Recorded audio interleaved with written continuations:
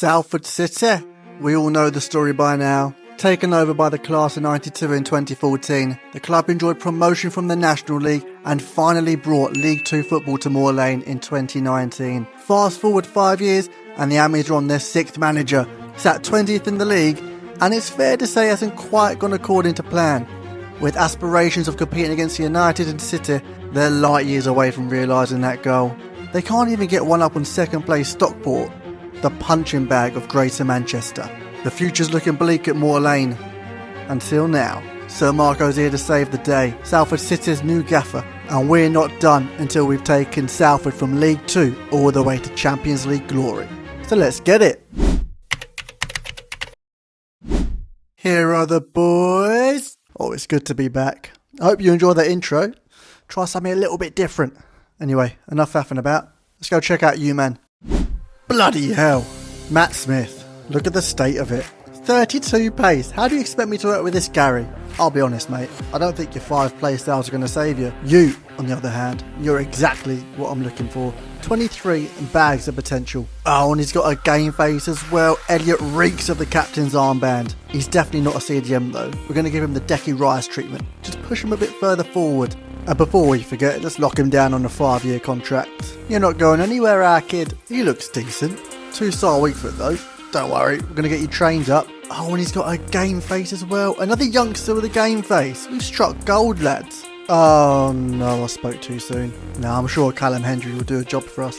You know what, on the whole, I'm actually pleasantly surprised about this team. Need a couple of new signings obviously to get out of League 2, but you know, it's not a sinking ship. We can definitely plug the holes. You look like League 2's answer to Zinchenko. Another kid with a game face. How many's that? I've lost count now. Giggsy's given us 3 mil to play with. Well, actually, no, it's 2.6 mil.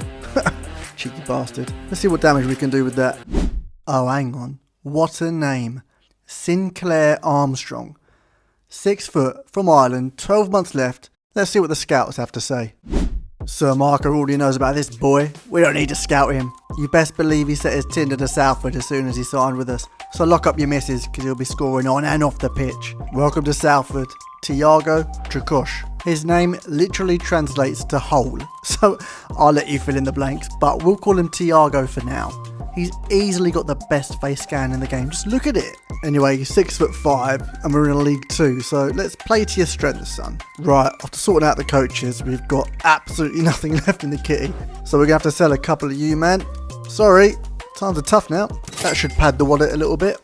Yeah, look at that, that's much better. Okay, now this next signing wasn't even on the cards, but when I found out he was still playing, I had to get him. Carl Jenkinson. This signing is more for me than it is you. 180,000 from Newcastle Jets.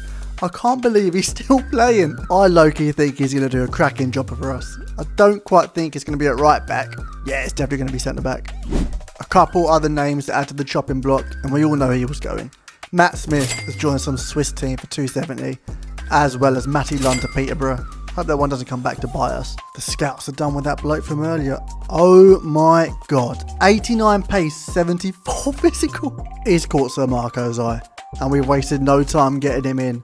Welcome to Salford, Sinclair Armstrong for 650,000. Showing great potential, great name, great stats, and great boots. I love these boots. I used to have them, actually. Top 3 predator behind Gylfi Sigurdsson and Adam Johnson. I've had a cracking idea. Please tell me he's still playing. Oh, he's retiring. That's devastating.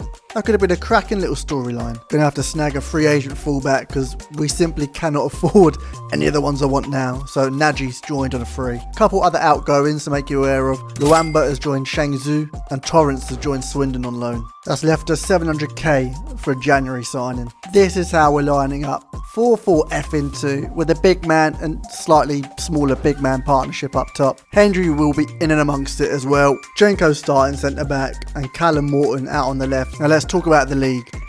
Anything less than a top 7 finish is a complete failure. Alright, we're all guns blazing for promotion this season. But if we don't finish above Stockport, I'm going to be fuming. League 2 football. Take a pick, it will last longer, because Sir Marco and the Solar South won't be sticking around for long. This is where the best Brexit ball is played. Just look at this challenge. First game of the season against Sutton United, and somehow he walks away with just a yellow card.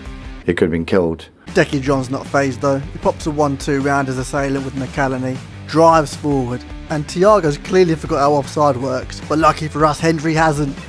The Scotsman scores the first goal for Salford under Sir Marco. Thiago with a pointless step over, gets the angle and just stings the glove of the keeper. Jenko, 1-on-1, showing he's just not a token signing, he can actually make a tackle.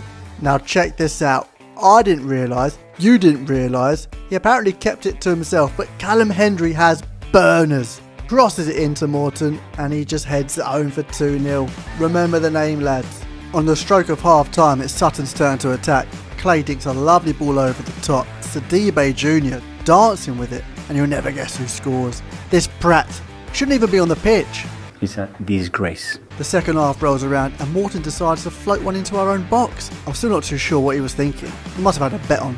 If he goes all Ivan Toney on us, I won't be making him captain when he comes back. He'll be out on the dole, son. The Yellows pull one back through Kashket, and all of a sudden we've got a game on our hands. We can't be drawing our first game in League 2 to bottom of the table Sutton, and up steps our little gambler, Callum Morton. Bet if we had 3-1 and him scoring a brace, and now the little ginger's rolling in it. First game of the season, first win. Lovely stuff. We're away to Wimbledon next. Watt winning the ball from the high press, and is Armstrong on the ball with quicker feet than Michael Flatley. Can he finish? No, he can't. It's a spoon into Rosette. Sinclair gets a second bite of the cherry, and with pace like Pato versus Barca in 2011, he burns through the defence and he absolutely buries it with his left foot, easily making up for his earlier miss. Callum Hendry making it 2-0 with a spanking effort across goal. It's quick feet, but it's no match for Vassal's 8-pack, and this is why I like the 4-4-2. Armstrong playing on the shoulder, bolts in behind the defence, he's on the edge of the box and he bides his time, waits for an option in the box, and it's our right mid McKellany with the finish, playing more with the front four than two up top. Hendry makes way for Thiago. It's Garbutt with the pullback to our tattooed Turk, who spanks it off the underside of the bar.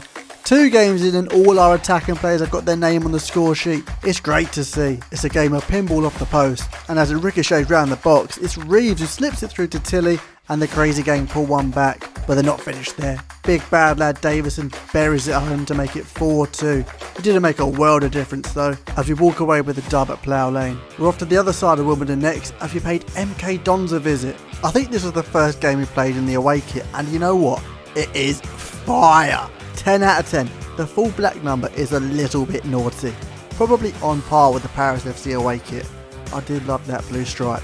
Anyway, young Ginge gets his shot blocked, and Malin says, sit down young Padawan and take notes. Someone help the old geezer up to his feet. He's only 27, 28, but he's one of the more senior players in the team amongst all these young Ammies. Someone once said you can't win anything with kids. Well, Armstrong and Thiago will have something to say about that. These two linking up like prime Crouch and Defoe. This could be the making of a naughty little partnership. We had title contenders Gilles up at the Bando, and I don't know whether to call it the Peninsula or Moor Lane. I might stick with Moor Lane because you're only one bad pronunciation away from getting banned by the YouTube gods with with Peninsula. And Moor Lane's rich deep in history, and we want to build on that and create our own history.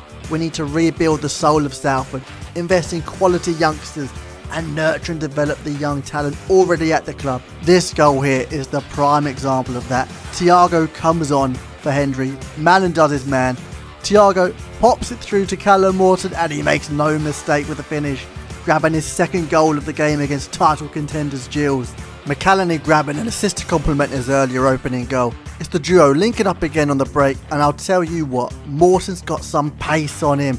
Takes it across for the angle and composes himself, grabs his 4th of the game. Lads, we might have a gem on our hands. Currently donning the number 39, he feels more like a 7. I don't know, I might change him, might not. I'll have to think about it. Anyway, the final game of these highlights is home against Forest Green Rovers. 2-0 down under 20 minutes through Maddox and Stevens. It's not looking good, bruv. Hendry setting up the pretty boy, and it's the tatted Turk who pulls one back to keep us in the mix. But it's Osadebe on the stroke of half time who just wanders into the box and puts it on a silver platter for Stevens, and this beefcake claims his 2nd of the game. I don't know why we're dapping each other up. We're 3-1 down at home, lads.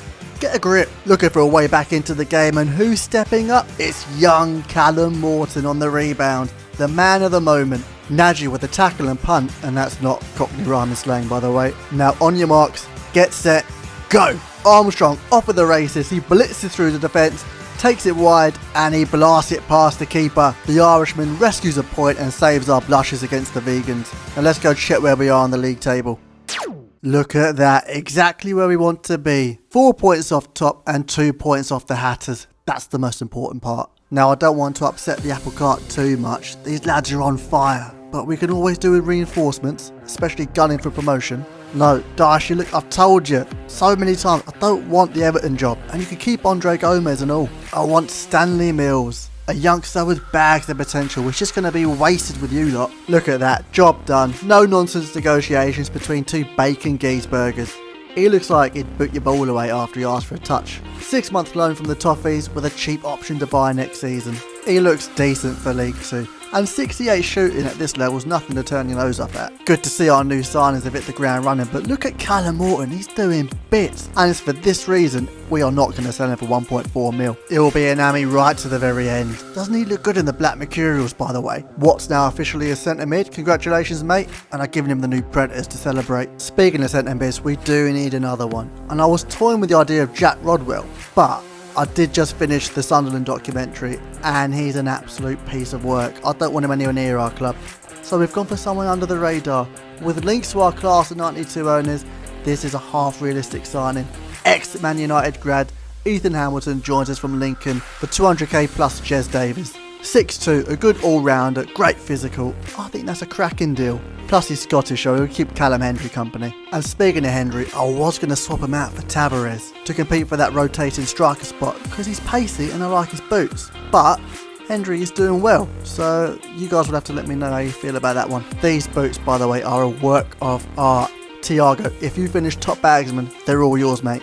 Right, enough messing about. I'm happy with our January business. Now let's go and get promoted, shall we? The soul of Salford are bouncing, and it's because they can sense something special is happening here at Salford. Trust the process and Sir Marco will deliver, I promise you that. Nevertheless, it's going to be a challenge. League 2 is the hardest league to get into, and it's the hardest league to get out of. The English leagues are a slugfest. 46 games over 9 months, and 3 cup competitions in between. It is brutal. League 2 is a jungle. But the lion is the king of the jungle, and when the lion's hungry, he eats.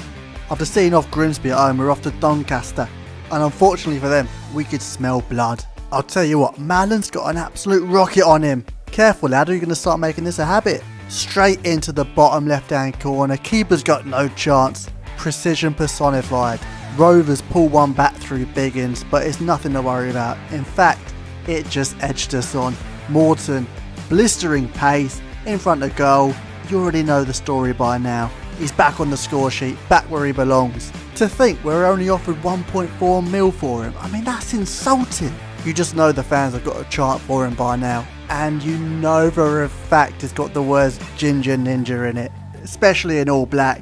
It'll be rude not to. We've completely dismantled the Rovers. Armstrong gunning it down on goal, and look at that finish. A hole-in-one performance by the Irishman. Back on home turf at Moor Lane against 6th place Barrow. Well, they were 6th last time I checked anyway. Armstrong getting the opener. But look at this absolute Brexit goal by Barrow. How has Carl Jenkinson not been fouled there? Can someone tell me? Someone please tell me, because I'm completely lost. You know for a fact if it was the other way around, it would have been given as a penalty. That's what I don't understand. Anyway, 2-1 down against someone we should be turning over. Hamilton stinging the gloves. Armstrong just completely flustered in front of goal. And then, check this out. The bloke who shouldn't even be on the pitch. Grabs his second of the game. It was a stonking effort though. Hamilton doing that Kai Havertz role. And Tiago pulls one back, making it 3-2. Got a little bit of hope here. Well, you'd think so anyway. Telford makes it 4-2 and then Sir Marco shoots him in the knee as they're celebrating. Petty stuff from the gaffer, but we're all here for it.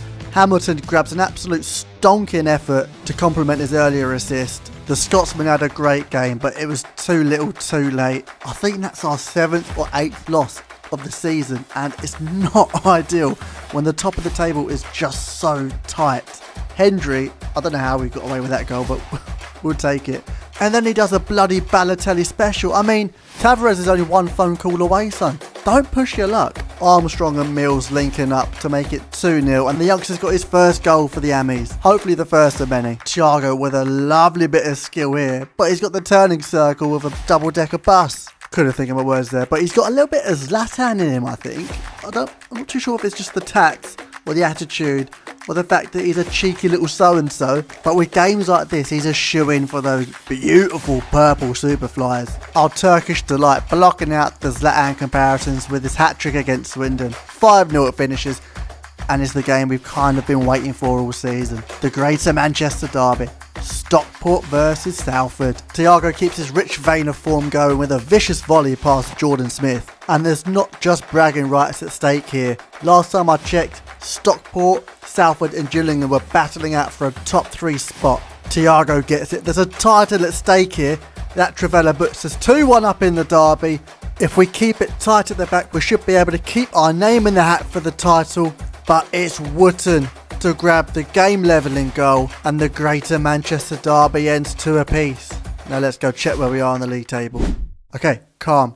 Dropping points to Stockport wasn't ideal, but we're still in the mix. 3 games left of the season, 2 points off Stockport, and we've got Notts County next. This is how we're lining up. Hamilton and Formallen. Other than that, it's the A team. Let's get it. Meadow Lane's no easy place to come and snatch a dub. 19,000 magpies are here to cheer them on, and we've got to cut our way through the noise. 3 points here will put us top of the pack, and the Lions place is head of the pride. Macaulay Langstaff is the obvious danger man with 42 goals for Notts last season, but it's the old dog, David McGoldrick, just waiting at the back post for an easy header. A poacher's goal from the old dog. They try the lock down our left hand side, whip across it, and it's Randall the little snake to put one in the back of the onion bag. We've been watertight all season long. I don't understand how we've turned into a sieve in the most important game of the season, and McGoldrick grabs his second. He's too good for this league. It's not fair. The man grabbed 25 goals for Derby last season. Don't worry, lads. Just keep your heads up. If you can put this... Oh, no. It's Thiago with the rebound. We're back in it. Second half rolls around, and it's Watt to win it with the high press in thereof. Puts the ball into the sticks, and it's Armstrong with the header just over the woodwork. Come on, Sinclair. You can't be the second best Irishman on the pitch. Oh, wicked feat. Michael Flatley would be proud of that. Into the box, and he makes no mistake. Absolutely crackens it off the underside of the bar, putting those gorgeous white and red Preds to good use. Stick that in your pipe and smoke it, Didzer. Just under 80 minutes on the clock, it's Garbutt gunning it down.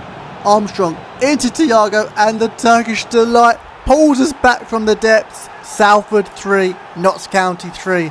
But somewhere in the crowd, the fat lady sings, and we share the spoils of war. Did we just bottle that?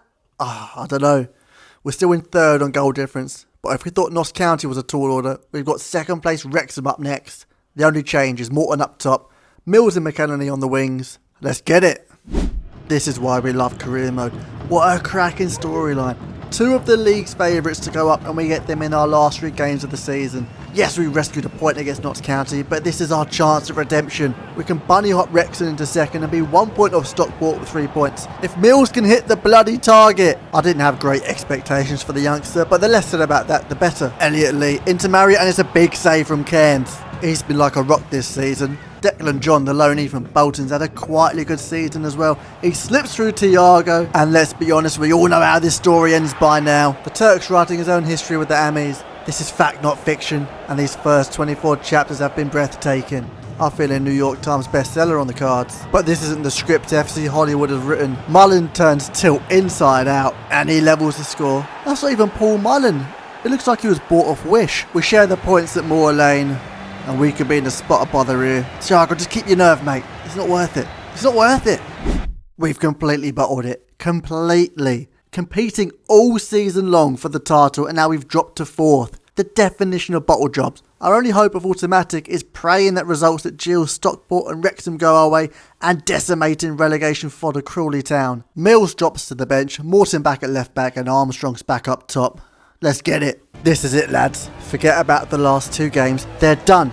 This is all that matters now. I want you to dig deep and show me what you're made of. Fight for each other, and the badge on the front of your shirt and the soul of Salford will remember the name on the back for years to come.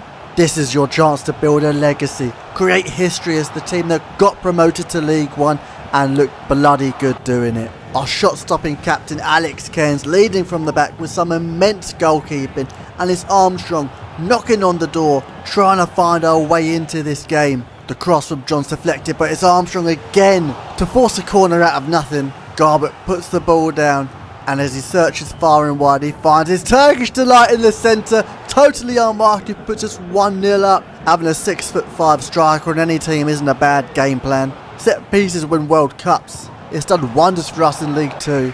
We go into the second half 1-0 up, but the game feels like it's on a knife's edge. We need that 2-goal cushion. And here he is, Callum Morton. He's one of our own with a Thierry Henry style finish into the bottom corner. He's given us a much needed breathing room. Cairns with a massive save, but it's McCallany gunning it down on goal. Can he make it 3-0? No, he can't. It's a big hand from Sanford.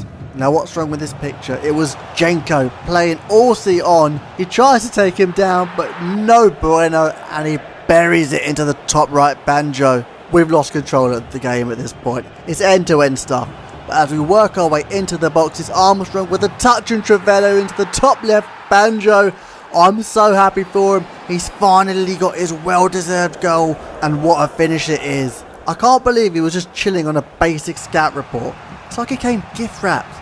Tell me this isn't fate. Anyway, it's Suala with some fancy feet, some piss poor defending by me. I don't know what I'm doing here. And Orsi grabs his seconds. Might have to get him scouted. We need a fourth choice striker. McCallany into Armstrong once again. He could have had like 4 goals today, but I really don't care. We all know it will come in time. We've won 3-2, and Thiago looks happy. Let's go check the table, shall we? Oh, it's bloody bittersweet, isn't it? Stockport win the title by 1 point. At least we secured automatic promotion, none of that playoff nonsense.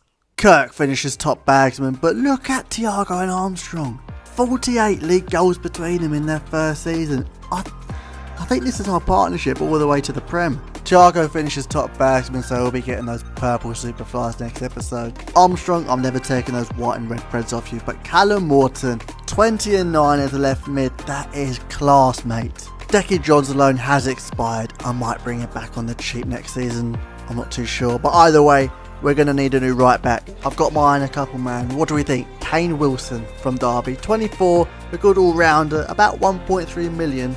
Or this boy, Felix Bejmo from Arus Gymnastics Farling. A bit older at 26, but much better stats. 6'1", but could cost a pretty penny. I don't know. Here are the boys. I forgot I gave Watt the armband. Anywho, we're in League 1 now, lads, and gunning for back-to-back promotions up to the Championship. And this bloke will certainly help with that. Mr. Joe Hart, the man, the myth, the legend, and the result of a bit of wheeling and dealing at the end of last season. We've got 5 mil left in the kitty, and we need to talk about young Stanley Mills. We've got a buy option for 650k, and he's now worth 1.4 mil. It's a no-brainer, really. He didn't set the world alight last season, but give him time. I'm sure he'll come good. We're looking a little bit light at centre-back, and with Tilt retiring at the end of the season, well, we might as well go big or go home. Sir Marco's had his iron in for a while, and all the way from Birmingham for 1.3 mil. Welcome Dion Sanderson. Great name, great Barnet. Looks like a good modern day centre back. And still only 24, he's got loads of room for improvement. Now it's time to address our right back issue. Decky John's gone back to Bolton, and you're not good enough, Shepherd. If you remember last episode, it was a toss up between these two lads. But in reality, there's only one winner. And the winner takes it all. Sir Marco loves a bit of ABBA, and Felix has promised to help build the new Mound wardrobe Sir Marco's got from IKEA. 1.9 mil plus Nagy from AGF. It's well worth it. He looks like a tidy player. Definitely too good for League 1, but we don't mind. A couple of loanees for your radar. Torrance joins Bristol, and Kaya joins Luswain Sport. I still feel like we're missing a creative type. A certain someone who can unpick the lot and steal the crown jewels just because he's bored. I've narrowed it down to 2 lads. The man from Japan, Nakamura, and the boy from Mexico, Eduardo Alvarez. Great name, great Barnet, and he looks the better of the two. But the chance to yell Nakamura at the top of my lungs is too good to pass up on. He even nabbed the number 7 shirt. He's got a lot of room for improvement, but let's trust the process. We've given him the cherry red Mizunos for a bit of a confidence boost as well. Our last signing is this chavvy little Irishman. Nah, I joke. I'm sure he's lovely. Jack Moylan. He joins us on a free to help out up top. All in all, I'm pretty pleased with our business. Added some real quality around the squad. Hopefully enough to get us to the championship. A top 6 finish is a must this season. So let's get it, lads. We've got a long old season ahead, and we need Thiago and Armstrong firing on all cylinders like last season. We've got to get out of League One the first time of asking, but with finishing like this, it looks like we'll be staying put. In comes our little man from Japan, who unpicks the Burton Albion defence and sets up Armstrong to steal our first 3 points in League One. Instant impact from our youngster, but it's Burton Albion with one last throw of the dice, and our veteran goalkeeper coming in clutch with a game-winning save. Be gentle, lads, you might pop his hip out. We're away to Sheffield Wednesday next. Their captain Barry Bannon, the obvious danger man. Too bad nobody was marking Dean bloody Windass. Late into the second half, it's a more dreadful defending as the deflection falls to Delgado, who makes it 2-0. We've been quickly humbled by fellow promotion favourites, haven't we? Pompey at the Peninsula next, and we're looking to bounce back in the league. But their resident Irishman has something to say about that. Morton gets chopped in half at the kickoff, and the ref is in the spotlight and giving them a red card. Cracking stuff. We got 75 minutes of Sinclair, bloody Armstrong trying his best to bring us back into the fold. He could have, and should have, grabbed a hat-trick, bless him. But who's that on the ball? It's Nakamura! Oh, nah. We're still waiting on his first goal, and we lose that game 1-0. In other news, we sent a scout out to Japan to find Nakamura a friend. And we found this bloke, Yuki Suzuki. 74 to 94 potential, and he'll fit right in as a backup left back. Back to it in the league, and we're facing Hamilton and Pro B Jack Moylan's old flame, Lincoln City. We've done a buying and stole players from our competition, although we did buy Hamilton last season, and the Scotsman absolutely wellies one home. He shows respect to his old club, but he's buzzing inside. Captain Watt on the ball now, and he plays it through to Moylan, and the Irishman thumps it, top bins, gives it a knee slide and all. He's showing where his loyalties lie. Look at that, it's a cracking effort. We beat Lincoln 2-0 with their own players. Lovely stuff. The final game of these highlights is against Stockport, the Greater Manchester derby, made even more bitter as they pipped us to the title in League 2 last season. Alofi makes it 1-0 to the hosts, and I'm pretty sure he scored against us last season and all. Morton with the step overs inside, and he plays it into Armstrong for the first time, finesse round the keeper. We're back in it, but it's Joe Hart with an absolute masterclass. He keeps us in the derby with save after save after save, but it's Mills with a piss poor tackle who gives the host a chance to convert from the spot, and Nick Powell makes no mistake from the penno. You're an ex-United player, lad, I thought better of you. Armstrong makes it level, but with 2 minutes to go we're giving 999 a call. Hello operator? Yeah, I need 2 bacon double geese burgers please to help win us the match. And the boys did not disappoint. McCallany with the interception and the assist, and it's Callum Hendry with the finish. Sir Marco looked into his crystal ball, and it's a masterclass from the gaffer. We've got one over on Stockport. Now let's go check how we're doing at the halfway point. Look at them down there in 16th place. It's great to see. But as we climb the table, where are Salford? Oh yeah, top 3 baby, right where we want to be. Armstrong and Thiago leading the way, but look at Jack Moylan. 8 and 7, bit of an unsung hero. The boys are doing well, so I don't want to upset the apple cart too much. But with that being said, we do need reinforcements. Hopefully Chelsea are game for a loan to buy, and I think we've done the job here. Just look at him. Man bun, shaved sides, a full beard. Thiago and him will get on like a house on fire. Welcome to Salford, Tino and Joran. Good all-round stats. I think we'll do a job anywhere on the pitch, to be honest. Got my eye on a couple of freebies. With Suzuki promoted to the first team, we don't need a left back. So we've gone in for this lad, and he looks like he's walked straight into the Love Island villa. Welcome to Salford, Jordan Holsgrove. The Scotsman adds a bit of creativity to the centre of the park. Remember last season we were toying with Fabio Tavares? Well, it's our lucky day, because we can get the young Portuguese star on a free next season. Yes, we'll have 5 strikers for 2 spots, but who cares? Our team was feeling a bit too Brexit for my liking. We needed a bit of flavour. Speaking of, we're going to invest the rest of the money into our youth academy. I'm sure Liam will do a job, and we're going to send the Swede to Bulgaria, because, well, that's all I can afford at the moment. Some solid business all round, if I do say so myself. More depth and creativity in the mix. Lovely stuff. Now back to the league. I say we go for a late title charge. What's the worst that can happen? I suppose we'll find out soon. We have our fellow promoted friends Gills up first. We went down to their place and paid them a visit. And fair play, Elliot Watt. A cracking strike from our captain. I told you last episode we'll give him the Decky Rice treatment. It took a season to sink in, but now he's getting on the score sheet. But unfortunately, that was our only goal in this game, as the Gills mounted an impressive 3-1 win in front of their own fans. Not the title charge we were hoping for, was it? Our Swede has found a generational talent in Marin Histrov. He's going straight into the first team behind Bejmo. Not so generational, Stoyanov. He won't be making the same journey, but when this 45-year-old turns 16, he'll be promoted straight to the transfer list. Just like Pompey, we can't rely on rich owners to pave the way to greatness.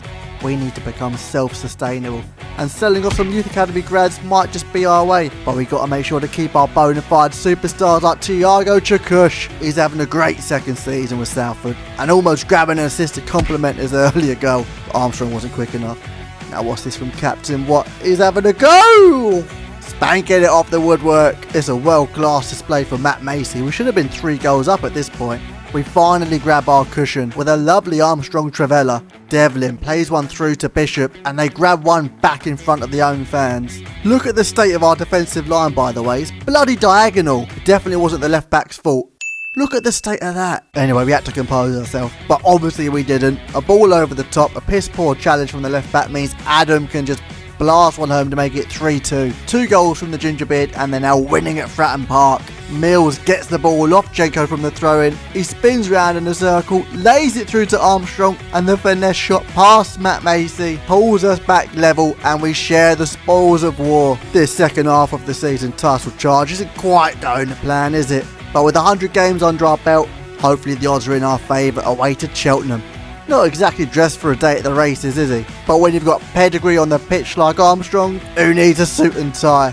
Scratch that, we've got our money on Tiago. And placing that bet was anything but a long shot, unlike his spanking effort. It's the man from Japan with a plan. With the ball at his feet, he slips it to Armstrong and we're up 2-0, baby. He's also got a nasty streak in him. You've got to have both to play in a Sir Marco team. You can't just be a technical wizard, you need to have a bit of grit about you. Although saying that, we're like spaghetti from the corner, and they just trickle the ball into the back of the net and make it 2-2. Joe Hart definitely had over 3.5 goals on his Paddy Power account, because there's no way that should have gone in. Armstrong, on the other hand, has no time for fun and games. He blitzes through the defence and rifles one top left banjo to make it 3-2. Cracking stuff from the Irishman. Hendry makes it 4-2 from the corner, and then the Scotsman is off at the races, chasing down the over-the-top through ball by Moylan. He manages to get on the end of it, he composes himself and makes it 5-2. Great stuff from the lads. Now let's go check the league table.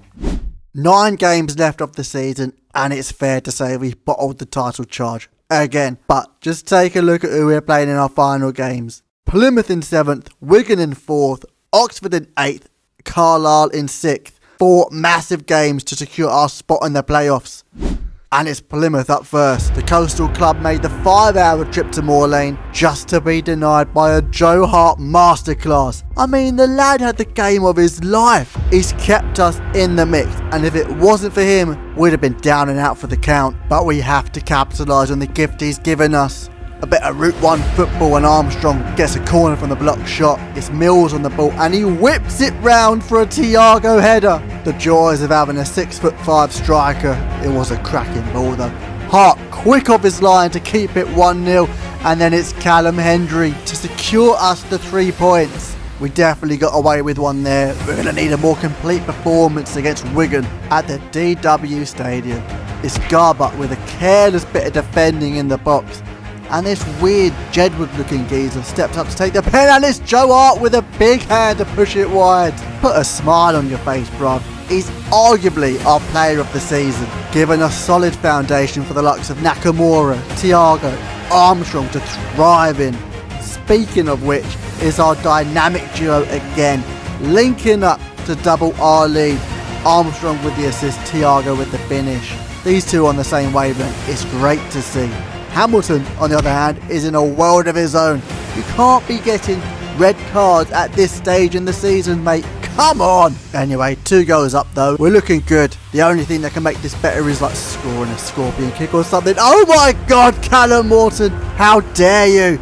And then Armstrong with the overhead kick. I mean, come on, that would have been the best goal we've ever scored. Push cast material right there, baby. It makes the captain's goal look like a piece of crap, but honestly, who cares at this point? 2 wins out of 2. We are looking in good form going up against Oxford. We've got the soul of Salford backing us. Let's not let them down. Although saying that, we do go down 1-0 to a bit of wizardry from Dale. He made Jenkinson look like a garden gnome. Armstrong on the shoulders, Moreland with the over-the-top through ball, and the keeper's hands just weren't strong enough. The Irishman plays through Mills, and can he grab his second assist? Of course he can. Cracking Travella from the young Englishman. We're trying to play out from the back, and it's what caught in possession. They play it through to Ruben Rodriguez. What a name. They pull one back, 2-2. It's starting to feel a little bit like a table tennis match. We need to try and get a grip. And who else but Armstrong to blast it past the keeper. A cracking little team goal. Sir Marco ball looks like it's coming into effect. 85 minutes on the clock, and Nakamura on the ball. Slips it through to Armstrong. Will he bag his hat-trick? No, he doesn't. He plays it across to Morton for the guaranteed goal. Sinclair Armstrong, the ultimate team player. It's now 3 wins from 3, and we face Carlisle at Brunton Park. We didn't get off to an amazing start, as Jenkinson just holding up the player in the box, and he goes down like a sack of spuds. I'm pretty sure he's going to start on this slaphead, but he manages to hold his nerve. He saved one versus Wigan. Can he do it again? No luck, our kids. Their Armstrong is literally the polar opposite to ours. White, long hair and a beard. Colour me intrigued. He's also got Michael Flatley feet as he bursts through our defence and doubles their lead. At least one Armstrong is turning up. What with the mightiest touch? And then it's Morton off the rebound. 2-1. We've got a foothold in this game now. Dare I speak too soon? As McCalmont with a rifle into the top right banjo. They try their luck down the left hand side. There's Armour on the ball. And who does he whip it into? Jesus H. Christ. Just look at the state of him. This beautiful man might have just dashed our chances at the playoffs. No they haven't. They scraped 6th place. We're comfortably sat in 4th. Portsmouth won the league, just like in real life actually, and Rotherham in 2nd. Joe Hart with the golden glove, and Sinclair Armstrong with the golden boot. Keep that form going into the playoffs, yeah? Look who's come a-calling. They're just trying to get into Sir Marco's head before the playoffs. They don't want to face him in League One. Dirty tactics. Oh, and before I forget, we're definitely going to scout this Armstrong bloke. He had the game of his life. Wigan in the semi-finals, and you know what? There's not an awful lot to shout about. I trust the boys, and we're going to sim the first leg. 2-1. Morton and Hamilton. I never doubted you, boys. The first leg has given us a good start, but don't get it twisted, lads. This won't be an easy ride, and hopefully Mr. 28 league goals can help us out. 1 game away from Wembley, lads. 25 minutes in, they get the first chance, but it's Joe Hart to the rescue. I don't really care how we get to the playoff final, but they were making it hard to play. Humphreys to Smith, and we're down 1-0. 2-2 on aggregate. Basically from the kickoff, it's Armstrong to put young Callum Morton through. Can he do a repeat of the first leg? No, he can't. The ball gets cleared and it's Armstrong to head it down to Thiago. He tries his luck from out wide and Mr. Tickle gets a hand to it. Pummeling the goal again. We go in at half time. 1 goal down and level on aggregate. Looking for a hero is Garbutt into Armstrong, and as the Irishman dances round the defence, he spots Angerin. Plays it through to him, and who's waiting for the pullback? Thiago! The young Turk putting those purple TNs to good use once again. Armstrong finds Callum Morton over the top, but it's a dreadful 50p head touch. Jenko with the clearance from the cross, but it's only as far as Matt Smith with the diving header. There was an awful lot of passes before this chance, but all you need to know is Hendry to Morton to Armstrong to the back of the net. The Irishman grabs his well-deserved goal as he secures our place in the League One playoff finals. Wembley, here we come. Peterborough then. You're our final hurdle. Not an awful lot to shout about, to be fair. I don't see Matty Lund anywhere. This is how we're lining up. Andrew in for Mills once again. Other than that, it's as you were. Ladies and gents, Wembley awaits. Oh, Jesus, maybe there is something to shout about. 6 goals in 2 games. Beigemo, leave one on him early, will you? Anyway, let's not get lost in the moment. Que sera, sera.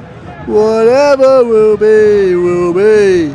We're going to Wembley. We didn't score the corner. Doesn't matter though, we're starting the game on the front foot, exactly how we wanted it. Thiago with the deflection, and then there's Armstrong to put us 1-0 up in front of the Salford Massive. Get in there, my lad.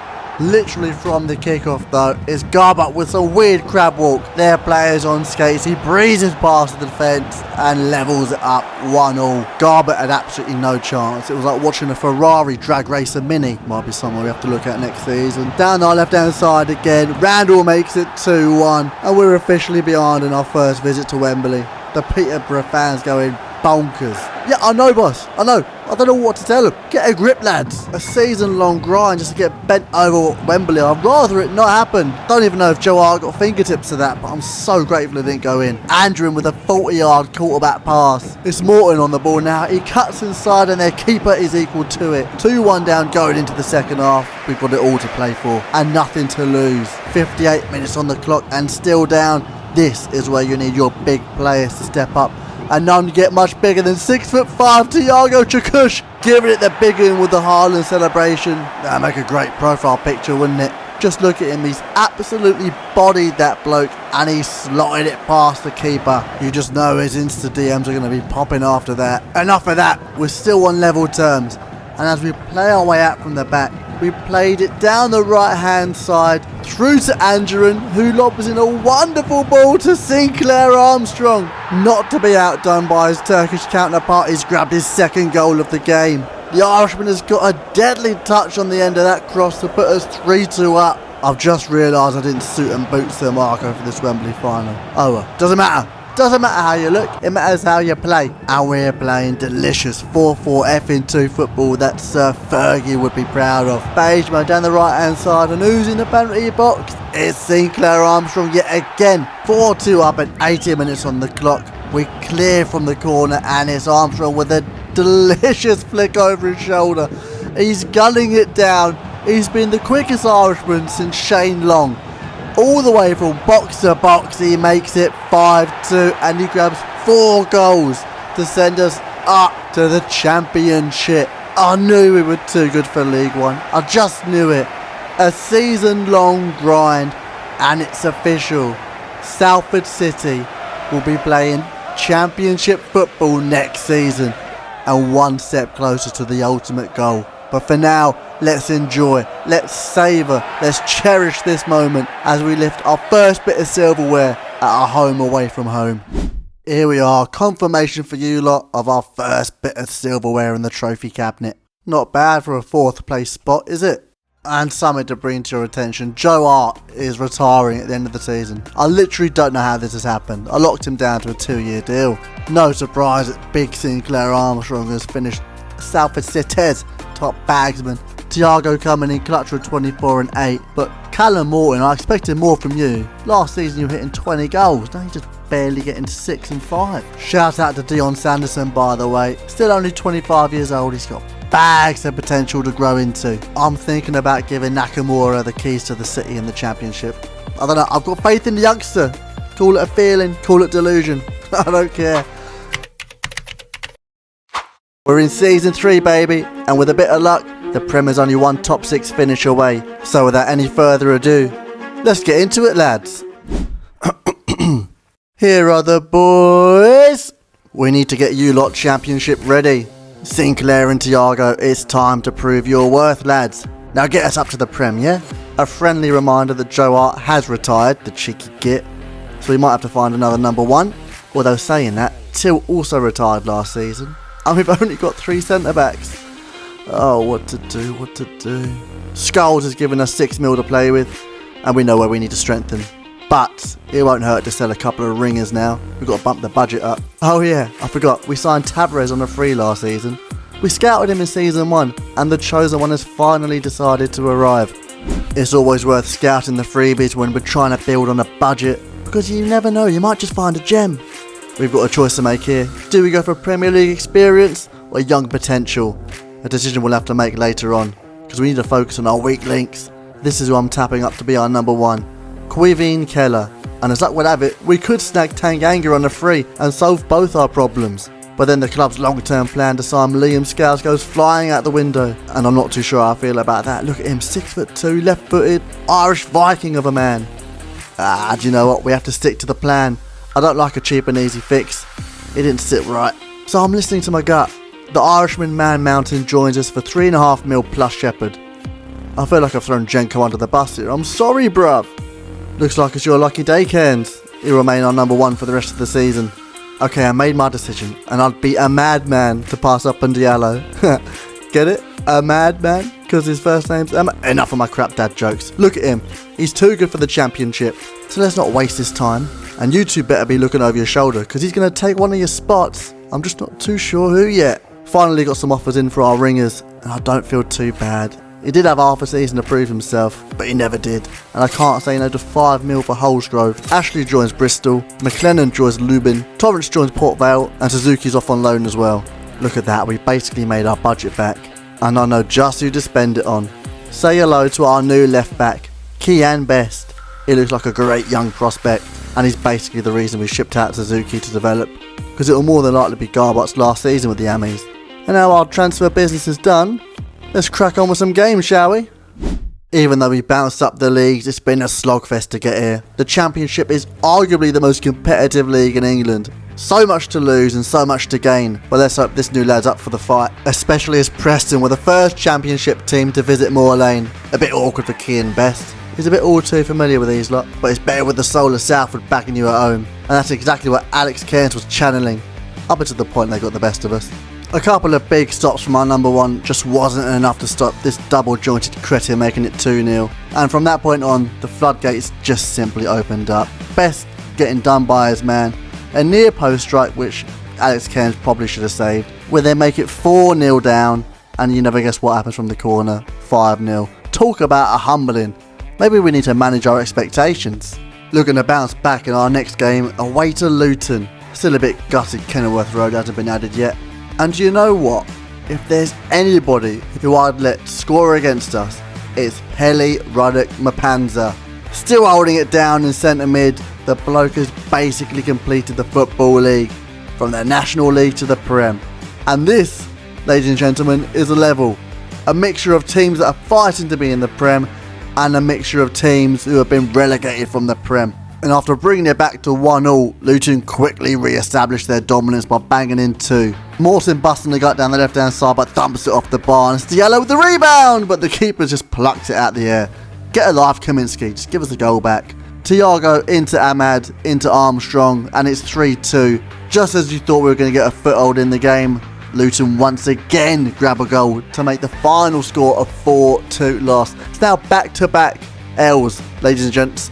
Back-to-back! 20 of each one, I'm starting to feel like Drake. Away to Loftus Road now, and QPR make it 1-0. Surprise, surprise, we go down first. But it's Sinclair Armstrong's old stomping ground, and the Irishman was looking to get on the score sheet. Some quick passing on the edge of the box, and it's the Irishman to slot it past the keeper. Showing respect to his old club, he's helped us draw level in our 3rd game in the Championship. Caught him on the break, and who is it to steer it past the keeper again? Big Sinclair. He's thrown respect out the window with this celebration. We finally got our first win in the Championship. Hang on, look what's come across Sir Marco's desk. Leipzig have come a calling. Apparently winning 1-3 is what they're after. But it's a no from me. We've got work to do. Why jet off to play Champions League football when we could be having it out on a cold, wet, windy night in Stoke? That's right, the real test of any manager worth his salt. Stoke City at the Britannia. If we can't do it here, we can't do it anywhere. Thankfully, they spared us the cold, wet, windy night part, and it was relatively sunny. Nonetheless, though, we're still struggling to find the back of the net in the Championship. Trying a lot from all angles, in and outside the box. It's Morton to slip through Thiago, and a well-placed finesse shot past the keeper makes it 1-0 Salford. Could this be the beginning of our winning streak in the Championship? Well, Morton's certainly feeling himself. Couple of step overs over the top, and Armstrong blasts it near post from the volley. I don't even think he's got a weak foot anymore. He's certainly coming into his own. 2 goals up in 35 minutes. Honestly, I think we've got a nosebleed. We don't know what to do with ourselves. And I'll be damned if you tell me that he meant that pass. Thankfully, the Lino's shoving his flag up for offside.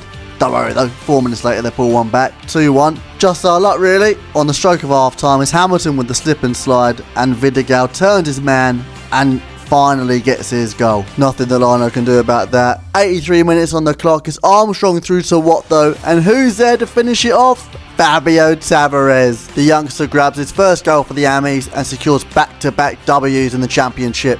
Finally with a bit of momentum going into this last game against Middlesbrough. Another ex-Premier League outfit stuck in the championship.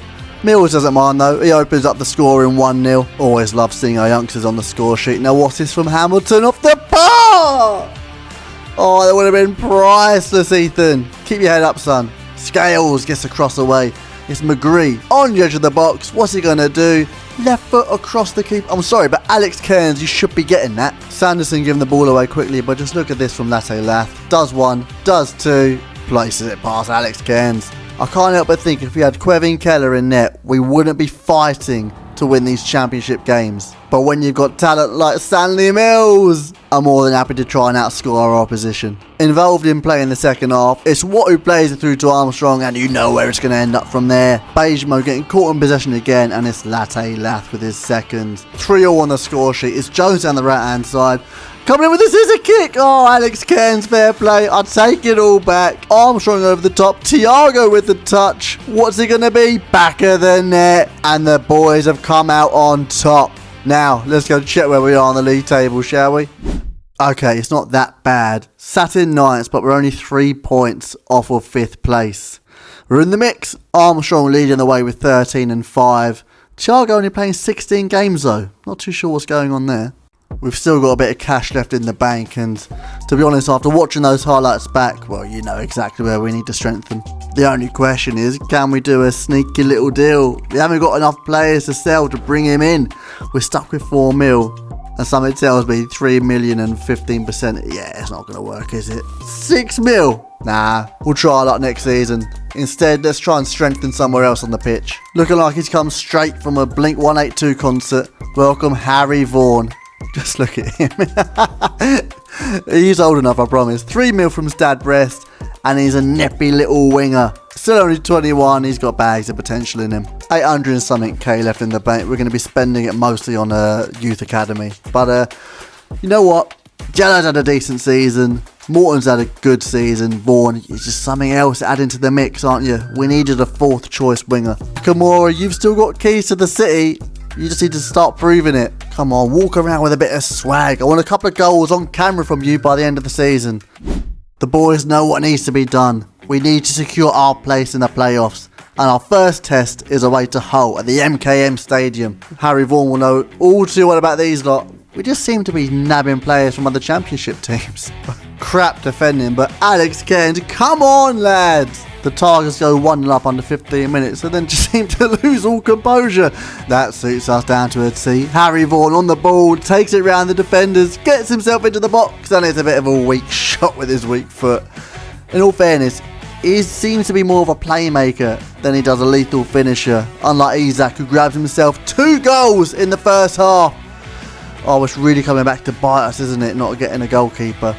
Thiago Chakush with a header off the post. Nakamura getting stuck in. Harry Vaughan from distance. It's just not looking our way, is it? 74 minutes in and we're just going for the man at this point. Bejmo gets it done. Sanderson just clips him. Can Alex Cairns come off his line? Yes, he can. Why can't you be showing me this grit and determination when we're 0-0? Why do we have to be 2-0 down in order for you to show your true colours, lads? Fabio Tavares getting the first goal back, and it's Ahmed played through, and he finally gets his first goal on camera. We have rescued a point at the death against the Tigers. The fun doesn't stop there though, as we're next away to Sunderland. On the river where you used to build the boat. Hopefully we sail away with 3 bloody points. Armstrong and Thiago with the higher pressing, and the Turk isn't going to miss from there. Shooting his shot left, right and centre. It wouldn't surprise me if you've got a couple on the way. Keep it wrapped and ribbed, lads. I want you to focus on your football. Question time though, guys. Would you like to see a Sunderland rebuild in FC 24? They've got an incredible story. I've watched the Netflix documentary like 3 times. They've been through hell and back as a club. I want to do something with them, but I'm not too sure. Maybe a rebuild in FC 24 or they're our RTG team for FC25. I don't know yet. I don't know. Let me know your thoughts. Back to the game now, and if Sanderson would have scored that, I would have been chuffed to bits. Thiago gets his attempt cleared off the line. Armstrong with the header as well. It's like a training program at this rate. Thiago once again denied by the bar, but then is in off the rebound. Finally, we've secured the 3 points against the Black Cats. Looking to build on this momentum away to Cardiff, and David Turnbull is someone Sir Marco had his eye on. Although after the state of that free kick, I think we got off scot-free. A few minutes later, they've got a corner and they whip it right onto Gutas's forehead to make it 1-0 to the Bluebirds. Our turn to try up from the corner, and Thiago is denied off the line again. He is lethal in the air though. 6'5" striker, he must score like 10 headers a season, all from corners. Honestly, set pieces are our best friend at this rate. But look what he's got in his locker here. Morton with the ball in, and Thiago with a delicate volley across goal. Finally broke our duck in the second half. Some excellent pressing from what I believe, I don't even know who that was actually. Either way, it's Armstrong going into the box with a step over and with the finish. Best wins the header from the goal kick. It lands to Armstrong, and look, he takes it around the outside. Quick feet from Michael Flatley. Takes it to the byline. Gets tackled, but NG puts it on a plate for Stanley Mills. Some breaking news for you, and our youth academy scout has found two absolute ballers, Toby Bowden and Gabriel Proctor. Two young specimens to add to the Salford Massive. But that's not the only reason we stopped. 5 games left of the season and we're still 3 points off of a playoff spot. It's all or nothing now, lads. Thiago's got 6 kids on the way. We can't be dossing around in the championship. He needs that Premier League wage, innit? Looking to get 5 wins from the remaining 5. It's Vaughan into Armstrong. And just check this out from the little ginge. Dribbling Messi would have been proud of. Puts it into the back of the net with his weak foot and all. Callum Morton, welcome back to the score sheet, lad. Admittedly, he's gone a bit missing recently. You're pegged to be Season 2's top goal scorer. He's nowhere to be seen now. Look at this from Nakamura. I told you, keys to the city. Berber spin, slips it through to Thiago, and that would have been a delightful little assist. On the other side of half-time, it's a free kick played short to Watt. Into Nakamura, and what's he going to do from here? Nigel Nakamura with his first goal on camera. The number 7 has bagged an absolute worldie to add to this scoreline. 3-0 up against Ipswich. Oh, hang on, what was going to happen here? No, 3-1. Of course I spoke too soon. It scales into Armstrong. Who does he slot it through to? Once again, Nakamura! 4-1 up. 2 goals for the man from Japan. Oh, it's been a good day at the office. Maybe these couple of goals will help spur his confidence on. He's got the keys to the city, the cherry red Mizunos. I want more from you, Nakamura. Take this confidence into the next game. Oh, it would have been a dreamy start, wouldn't it? We got 3 points from 3 out of our last game. Swansea up next. And in all fairness, we probably should be 1-0 down if Yates could have finished that delicious cross. Nakamura at the other side of half-time goes for the near post power shot, but no bueno. Best plays it out wide to Diallo. Bejmo on the overlap is dinked over the top, and then it's a game of puff pass to the left. Gets all the way through to Stanley bloody Mills, and he slots it into the onion bag. The youngster coming in clutch this season, and it makes it 6 points from a possible 6 going into our 3rd match against Watford. They came to visit us at Moor Lane, and with the soul of Salford backing us, even going 1 goal down, it doesn't faze us. Let's not muck about. We've turned Salford from an ageing side, basically League 2 fodder, to a team full of young talent and potential championship playoff contenders. They're even stealing goals from each other. Thiago then making it 2-1 from the corner. He's hungry for that Premier League wage. Look at that. The Vikings are the only one that can lift this man and his ego. Oh, I forgot about this goal. This was just manic. Scales almost scores an own goal. Go up with the back heel to the goalkeeper. We then play it out from the back. 1 touch passing all the way up to Morton, and then Armstrong blaze him through. Who's gunning it down? It's the little Ginge. Can he make it 3-1? Yes, of course he can. Young Callum Morton. Oh, how I've missed you, mate. A cracking team goal to secure 9 points out of a possible 9. I haven't checked the league table, so I don't know where we're going to finish at this rate. All I know is we need to keep winning games. Check this out, the ego has definitely grown because he could square it to Fabio Tavares, but he bags himself the opening goal. Selfish from our young Turk. Oh, and just check out this pass from Harry Vaughan. Look at that. I told you he was more of a playmaker. But hopefully we can round off that shooting part of his game too. Smodix pulls one back for the visitors, and then it's Tavares with the interception. Plays it through to Thiago, and look at him, he's running through quicksand, pulls it across to his left foot, and he finishes it bottom corner. He has grown up to be a lethal finisher from anywhere near the box. 12 points from a possible 12 and 4 wins out of 4 going into our final game against West Brom. We've got it all to play for at Morley. Look, Malin knows what I'm talking about. Tino Anjorin with the step overs to beat his man with ease. And who's waiting for him in the box? Sinclair Armstrong to rifle one across goal. Don't take him down on the concrete, that's what you're playing at. Keep those white and red threads on the pitch. Now it's ex-Salford boy Brandon Thomas Asante to 360 no-scope one pass Alex Cairns. He had him and Sanderson on toast. And he even bags himself a brace. Who the hell do you think you are, bruv? Do you forget where you came from? Your roots? Oh wait, hang on. I forgot everything because of that delicious Tino Anjorin touch. And he's got the finish to match. Asante with the assist through to Swift. And the Baggies make it 3-2. We lost our first game in this 5-game stretch. 12 points out of a possible 15. Let's go check where that left us on the league table, shall we? God, look how tight it is. 3 teams on 72 points. We scrape 6th on goal difference, which means we've got Middlesbrough in the playoff semi-finals. Oh look, that's where Tanganga went to. We're going to sim the first leg. I trust the boys completely. Yes, get in. 3-2. Mills with the brace. Fair play, lad. This is how we're lining up for the second leg. Thiago and Sinclair back up top. I'm looking for another couple goals from you, Stanley. 1 win away from Wembley. A home away from home. Scratch that. Wembley's not a big prize anymore. 2 games away from Premier League football, lads. Come on. Armstrong knows what it means with pressing like an XL bully. We're going to have to put the muzzle on you if you don't calm down, lad. Watts long ranger gets parried out for a corner. And you all know Stanley Mills is looking for at the spot. There's only one man, Thiago Chakush. He has a field day from corners. 4-2 up on aggregate. We are 1 step closer to Premier League football. We're pressing them high up the pitch, not giving them a moment's rest. They can't find a way out. It's Sinclair with the challenge. 1 touch to get in front of him, another touch to settle it, a 3rd touch to blast it past the keeper. Honestly, try stopping that if you can. I think he's got like 95 shot power at this point. Alright, it's not that high, it's like 84, but still, it's bloody high for a 75 rated card. We've basically guaranteed our spot at Wembley now. All we're looking for is the cherry on top. Callum Morton, one of our own, just toe pokes it past the keeper to make it 6-2 on aggregate. He's looking around like, I don't care who you are bringing in, boss. My place is safe. Back to his old ways. Back on the score sheet. All what we love to see. They do, however, manage to pull one back through Azaz, but who really cares? We're in the playoff finals. Before we step foot in Wembley, I need to fill you in. Stanley Mills has thrown his toys out the pram, but before we requested a transfer out, we managed to find a loan deal for him next season.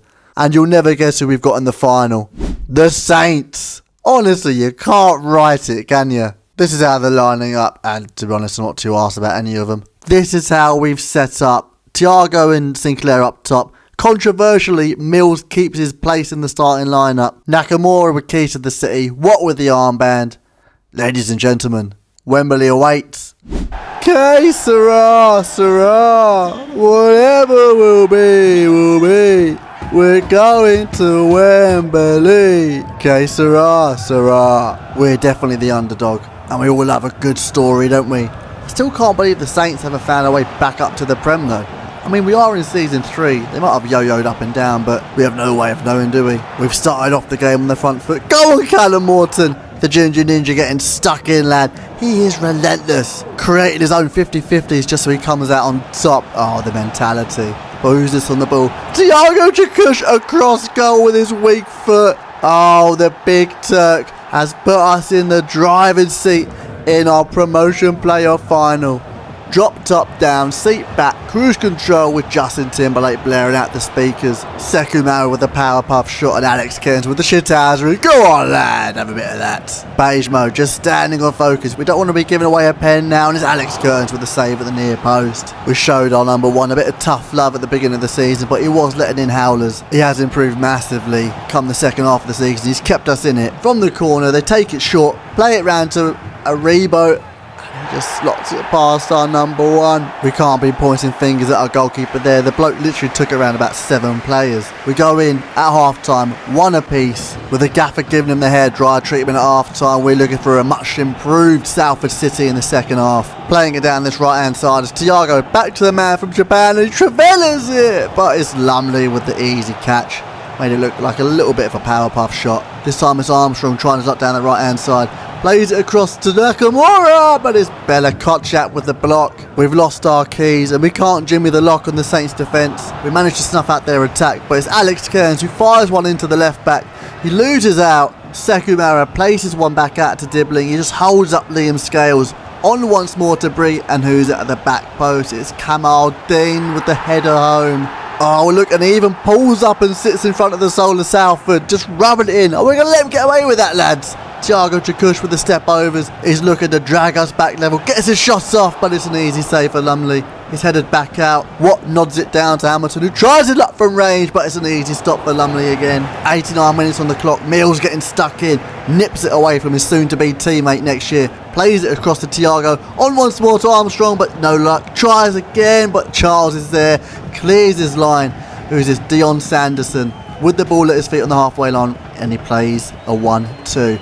A 3, a 4, Tavares on once more, Sanderson round the outside, and Lumley just getting fingertips to it to push it round for a corner. Can Thiago save our blushes? No, he can't. It's Lumley with the clearance. A Rebo on once more, and the full-time whistle blows. Our fairy tale ending has come to a car-crashing halt at the hands of Southampton. The boys are shook and the soul of Salford are stunned. As we were on top for much of that game, unfortunately, we could not get ourselves over the line. We have failed our mission this season and fallen at the final hurdle.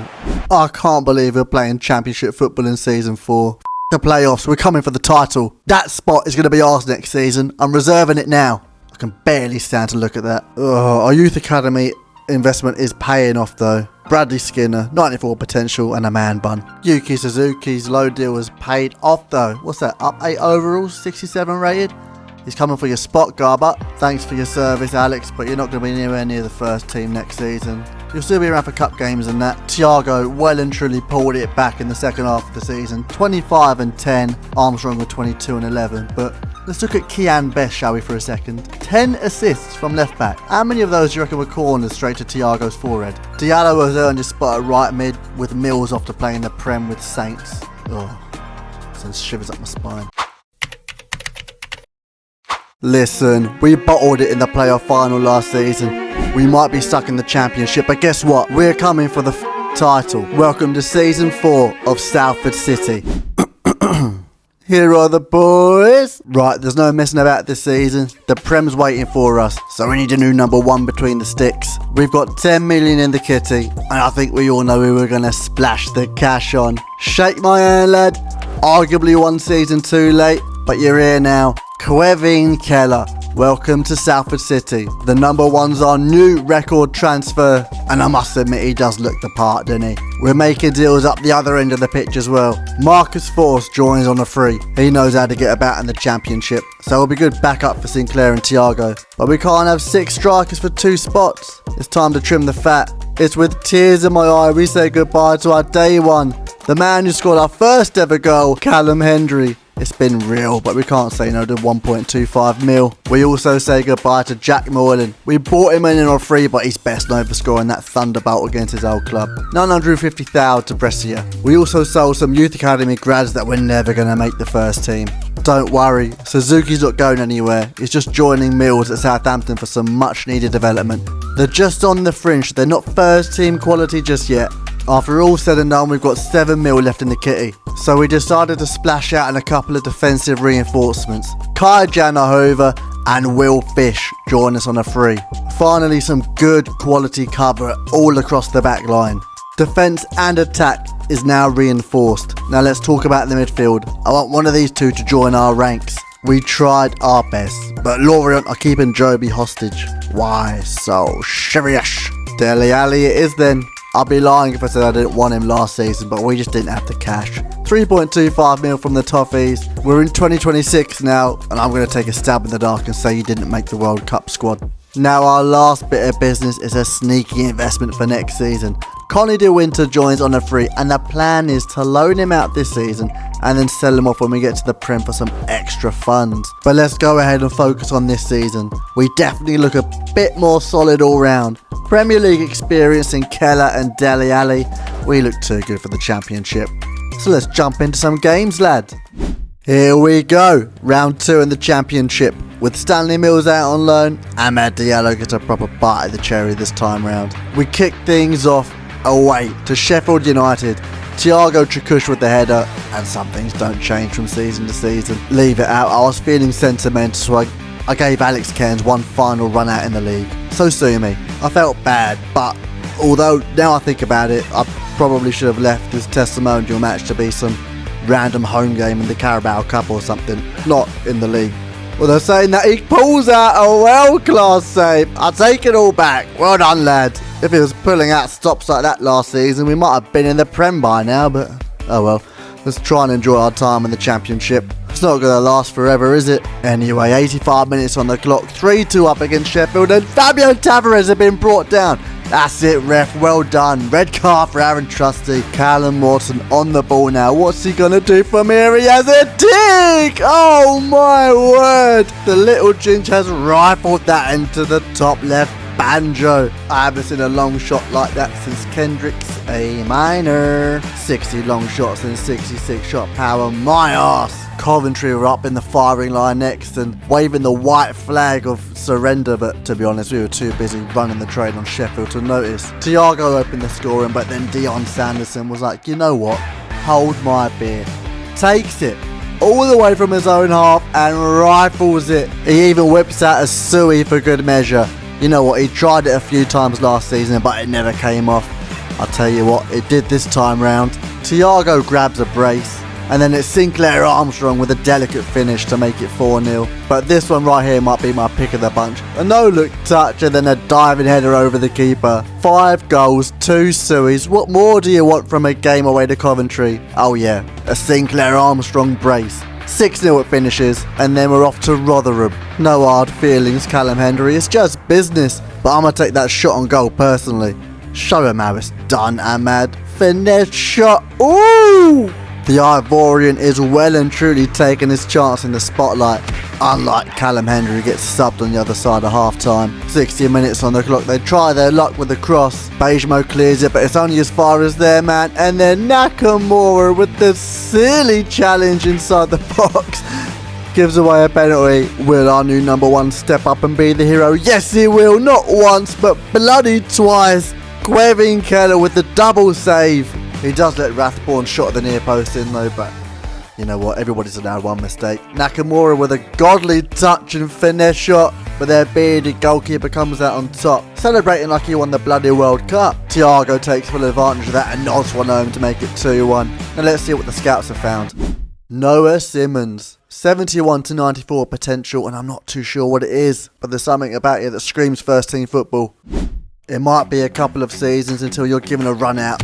Skinner and Proctor from last season have been sent out on loan, and Toby Bowden is still sitting on the bench waiting for his chance in the first team. I'm sure he'll make an appearance soon. We've got some cup games coming up. Morton makes it 1-0, and then Keller gets down quick to keep it that way. There Keller puts a wonderful ball in the box for Miyoshi, and he just thunderbolts it past Keller. Nothing you can do about that. Armstrong with the pace. Can he finish it? Of course he can. He's got that on lock now. Just did it off the post for good luck. This would have been the sexiest goal we scored if Thiago could have just whipped out a bicycle kick when he needed to.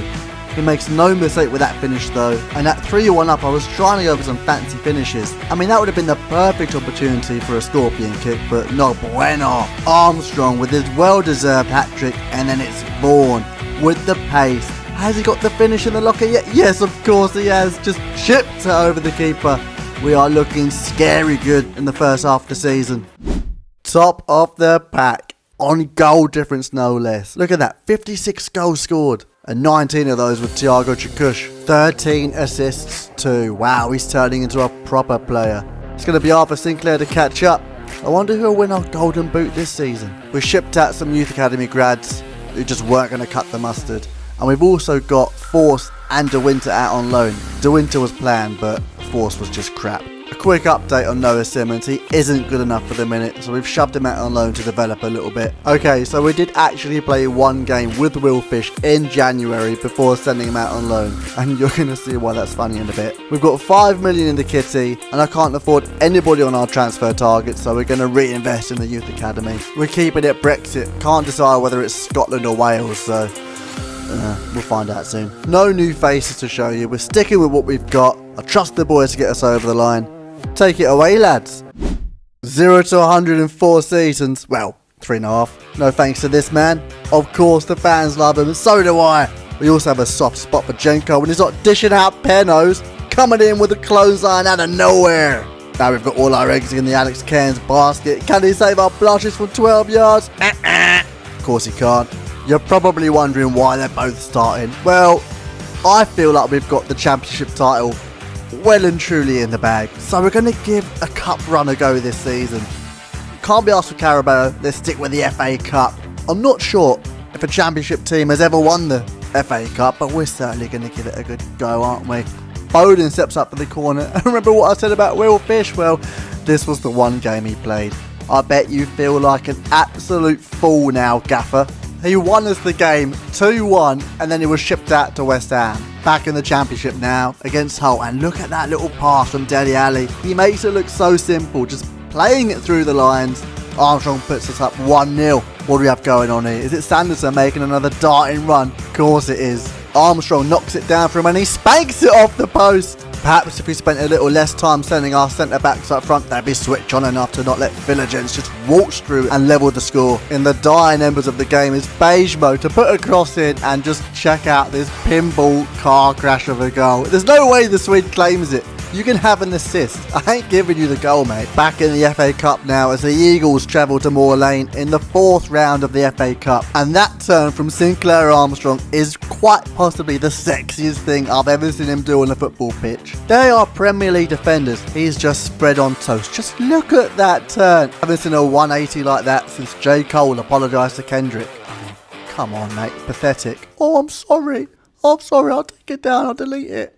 At least Drake went down swinging. Last season I said it was 20 beat 1. No. Now it's 1 beat 20. It's us versus the world, lads.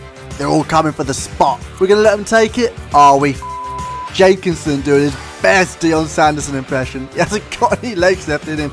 Armstrong off the post. Oh, Christ. I completely lost my train of thought with that Kendrick versus Drake beef. Where are we at now? Oh yeah, Callum Morton making it 2-0 against the Eagles. Not bad for a championship team, is it? I mean, yes, they pull one back, but honestly, who really cares? We're through to the next round. Thiago up against his old flame, Watford. I forgot to mention it last season, completely forgot. He played for Watford back in the day and then went to Fenerbahce. Now he's at the Ammies and he's living his best life. He has been very good for us for the past 3 seasons, scoring 20 plus goals each campaign, but now he just seems to be operating on a whole nother level. Look at that finish. He did that all on his own. Sinclair sets him up for his second, easy finish. An excellent stop from Kelleher. That's why he brought him in.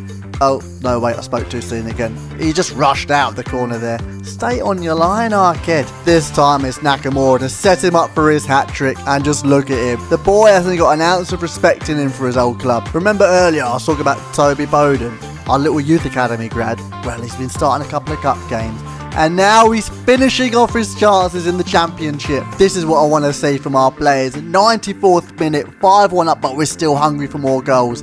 And look at that delicate little finish. Oh, he's a star in the making. I'm calling it now. We're flip-flapping back to the FA Cup as we travel to the King Power Stadium to face the Foxes.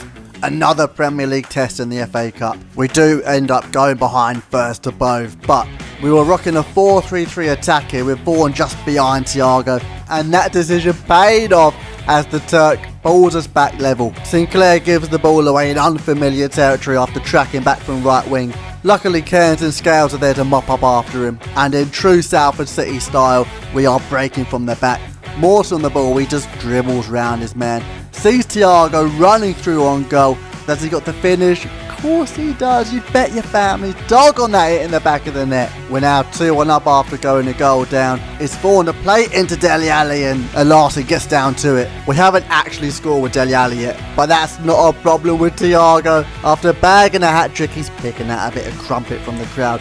I'll have her, and I'll have her. A big man at 6'5", he's got his pick of the lot anyway. We made it through to the quarter-finals in the FA Cup.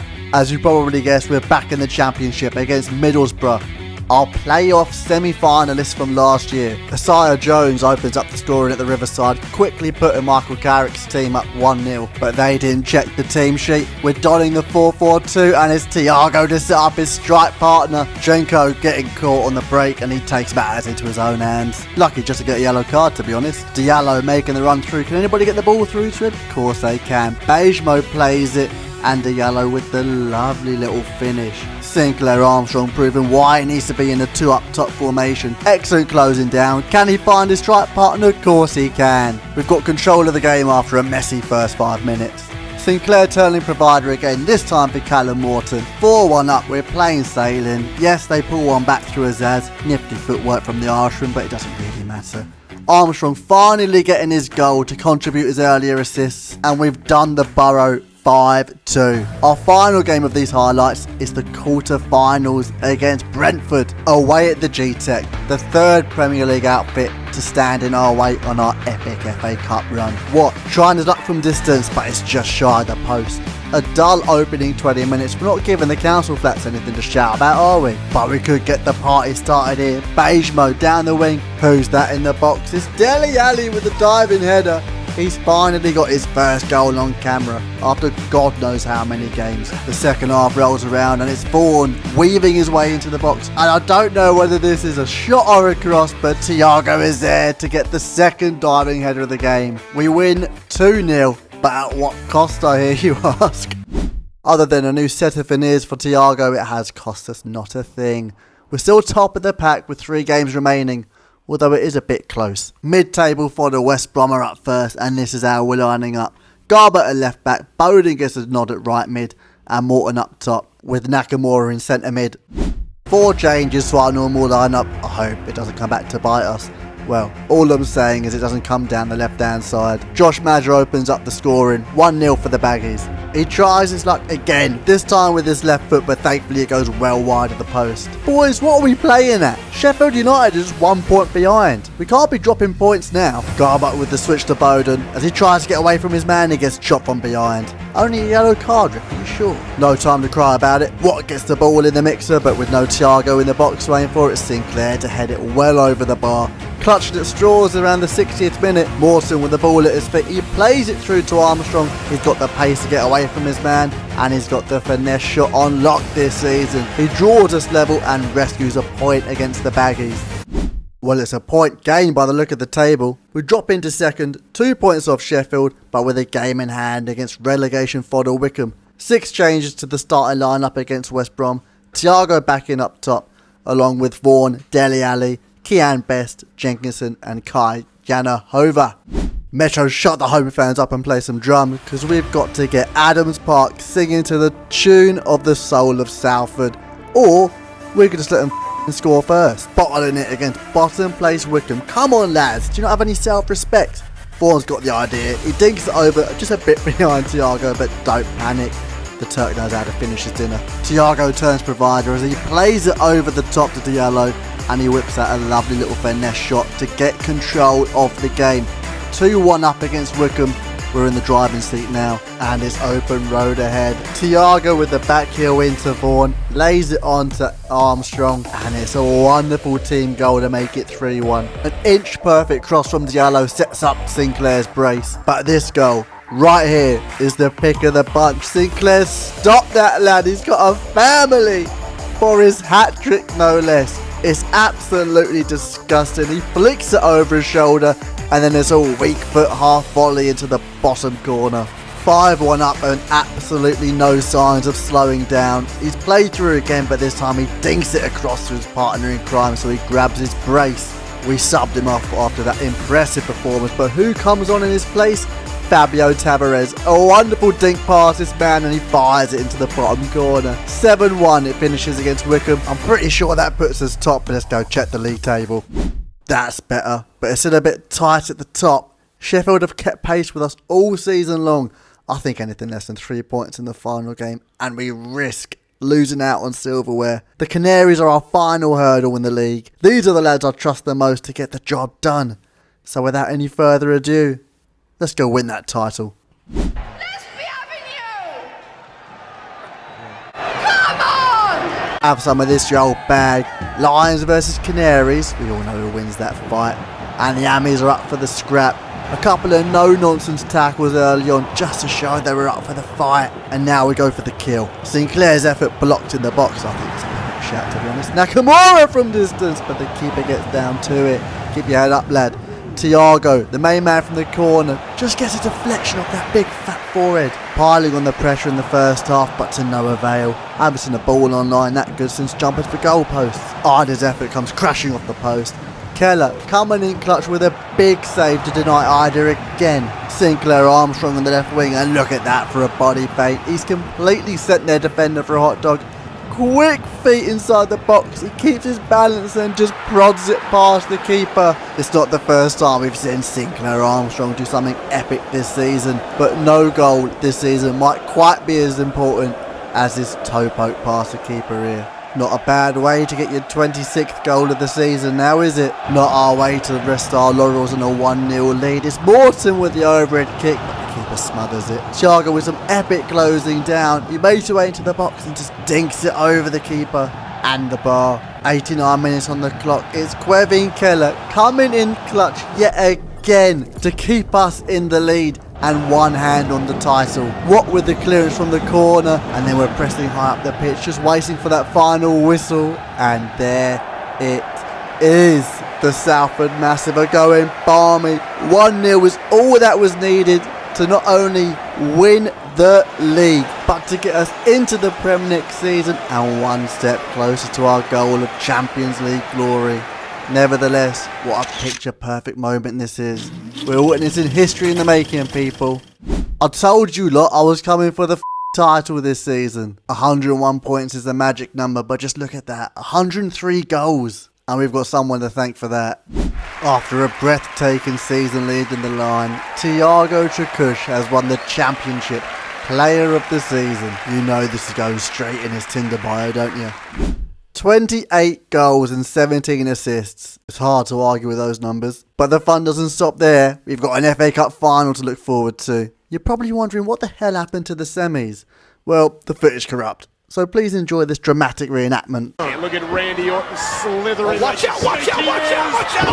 KO! Here's the cover. Hook of the line. And the legend killer. Yep, that's exactly what happened. Now let's crack on with this final, shall we? Not a bad word to say about their starting lineup. Look at it. Now I know what you're going to say. Cairns and Jenkinson. Are you serious? Yes, I'm serious. They played every game of the FA Cup until now. They're not going to be kicked out on the final. Que sera, sera. Whatever will be, will be. And go on, you know the rest. We've had a mixed bag of results every time we come to Wembley. 1 win, 1 loss. But they were both promotion playoff finals. Let's just try and enjoy the moment. And Harry Vaughan's would have been a cracking way to start their day. Off suit and a booted Sir Marco, so hopefully that gets us a bit of good luck. Anyway, a win here today not only means a historic double for the Ammies, but European football next season. Battling on home and foreign soil might be a bit of a stretch for a newly promoted team, but you know what, we'll cross that bridge when we come to it. Back to the game now, and we were dominating in the first 15 minutes. And who else would it be to score the opening goal than the championship player of the season, Thiago! Thiago! Up the other end of the pitch, Scales jockeys him out for a corner. Harvey Elliott steps up, lays one into the box, and it's Dele Alli with the clearance. Jenkinson tries to play him off, but it's just a bit too far ahead of him. Sanistero works his way into the box. Round 1, works his way back across goal and fires off a shot, and it blitzes past Alex Cairns. Premier League team are on the front foot yet again. Aronson into Elliott. He plays through Jorginho, but Big Alex is off his line. Beige mode trying to bait Sinistera offside. Jenkinson with a slip and slide. He gets turned inside out. It's comical defending. And the number 8 has made it 2-1 to Leeds. Maybe that suit was bad luck actually. 51 minutes on the clock. Jorginho pops a shot off at the near post, but Cairns is quick to it. Jenkinson blocks the rebound, and honestly, that was as good as a goal. Armstrong tries to turn his man, but can't get past the Debo. What with the Jogabonito step overs? Armstrong on the shoulder, but we just can't get past the man mountain defence. Then what, to get a yellow card for step overs? Oh no, it was for taking out Harvey Elliott. We've completely lost our heads at this point. Jenkinson gets himself in the book. 83 minutes on the clock, and it's Vaughan playing it across to Thiago. Gets the shots off, but the keeper's equal to it. And this right here would have been the goal of the season. It's pretty average build-up play so far, but look at that from Diallo. If Thiago could have just scored the header. Oh, Picasso, I like it. We get another bite of the cherry from the corner. Thiago just finishes that. We take it to extra time, but it's not meant to be. And Leeds lift the FA Cup and secure themselves European football this season. It just wasn't meant to be for us, Salford. Keep your heads up and don't let this distract you from what we've achieved this season. Yes, I look fly for a white guy, but I'm not wearing this bad luck suit in the Prem next season. Confirmation of our FA Cup loss for you lot, and look at this. In all competitions, 35 goals and 20 assists. Oh, and 16 clean sheets. Did he play in goal as well? Let's not ignore Sinclair Armstrong though. 29 goals, 11 assists. That's still a world-class season. Champions, champions, ole, ole, ole. Yeah, go on then. Let's run it back real quick. The championship in the cabinet. Thiago was dripped out and won player of the season. Yes, Leeds pipped us to the FA Cup, but you know what? I couldn't give a f***, because look at the backdrop. We're in the Prem, baby. Here are the boys. Finally, after 4 long seasons, we're in the Prem, where we belong. It took us 2 tries to get here, so let's not bottle it and get relegated straight away, shall we, lads? I can't imagine he's a fan favourite, but I'm gutted Garbutt's retiring. And Hamilton, the cheeky git, thinks he's too good for us. Don't worry, I've already found their replacement. Mr. Who Told You to Come Off Your Line, bruv, joins on a free. Right back, left back, centre mid, it'll be good for us. We did that deal at the back end of last season. I'm just glad it makes sense now. 41 mil in the kitty. How are we going to stay up with that, Gary? Do you want us to get relegated, mate? We need to sell some players. Don't worry, Bowden, you're not going anywhere. The same can't be said for Proctor and Skinner. A little challenge for you both. Whoever doesn't come back 70 rated is being chopped off. Sid from Toy Story has been shipped out for $1 million, as well as some Youth Academy grads. This is where our investment in Connie last season is going to pay off, boys. And because Leeds have come in for him, I'm going to rinse this gormless mug for all he's got. 25 mil, you got yourself a deal, son. Bargain of the century. I actually didn't want to sell Kai Yanahova. I think he's got a bright future. Kills me to see him in a Porto shirt. 69 mil in the bank, and I know just who to spend it on.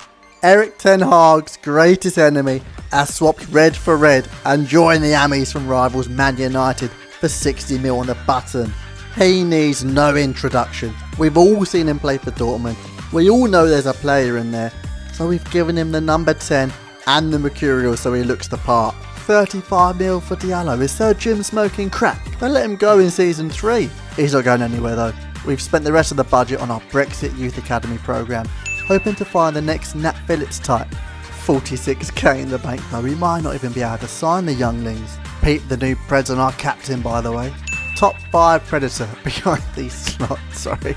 Anyway, with the addition of our grade A superstar, I reckon we've got enough in the tank to avoid the battle for relegation.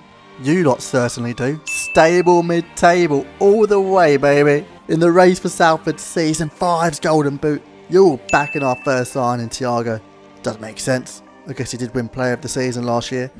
Now let's jump into the Prem, lads. If we want to avoid the drop, we've got to be picking up points against teams like Blackburn. Sexiest hair in the Prem? Guardiola and Sean Dyche. Done are the days of slaphead domination in the Prem. Marco Ball is here to stay. especially if Dele Alli can hit the back of the net. Moise Keane's taking a turn for the worse though, isn't he? Dion Sanderson just deciding to play Phillips onside. Blackburn's first chance of the game, a goal. Wait, what's the corner flag done to you? 1-0 down against fellow relegation favourites isn't a great look for the Ammies. Hardly the way we want to scrapbook our first game in the top flight. Oh, hang on. Snatching the ball back. Our front two linking up. This is more like it, lads. Captain Watt testing out the new Preds. Oh, stinging in the gloves of the goalkeeper. It's our left back's turn to play Phillips onside this time. And you'll never guess what happens. He sprints over to nut the corner flag. You're a weird one, aren't you? 80 minutes on the clock. Looking to rescue a point. Who steps up? Our player of the season. Oh, Thiago, I've just had a go at their man for playing with them. In other news, Best is out for 4 weeks. At least won't be playing anybody onside. A trip away to Molineux next. Suzuki stepping up for the injured Kian Best. Probably should have started Maitland-Niles in this game, as the youngster lets them get a cross in. And Beigemo catches their man with a high boot. Lucky not to get a red, but can Quevin save our blushes? No. At least we're not a man down. Sancho on the ball gets away from his man. 60 million quid's worth of a reverse flip-flap. Stevie Allen on the shoulder, he plays it across to Marcus Forss, who buries it in from 6 yards out. He couldn't bag in the Championship, but can tap it in the Prem. Make it make sense. 84 minutes on the clock and I had to run this save back from Quevin Keller. But as one Irishman plays the hero, the other plays the villain. Scales misses the last-ditch effort and Wolves win 2-1 in the dying embers. Our first loss in the Prem. Away days are going to be tough.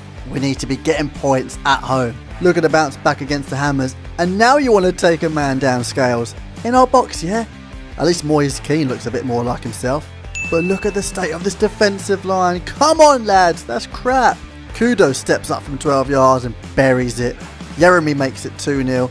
Kelly gets a hand to the shot, but surprise, surprise, we give away another pen. That's 3 pens in 3 games. And of course Kudos converts. 3-0 at home in front of the Solar Salford. We managed to pull one back, but lads, we're not doing ourselves any favours in our first 3 games, are we?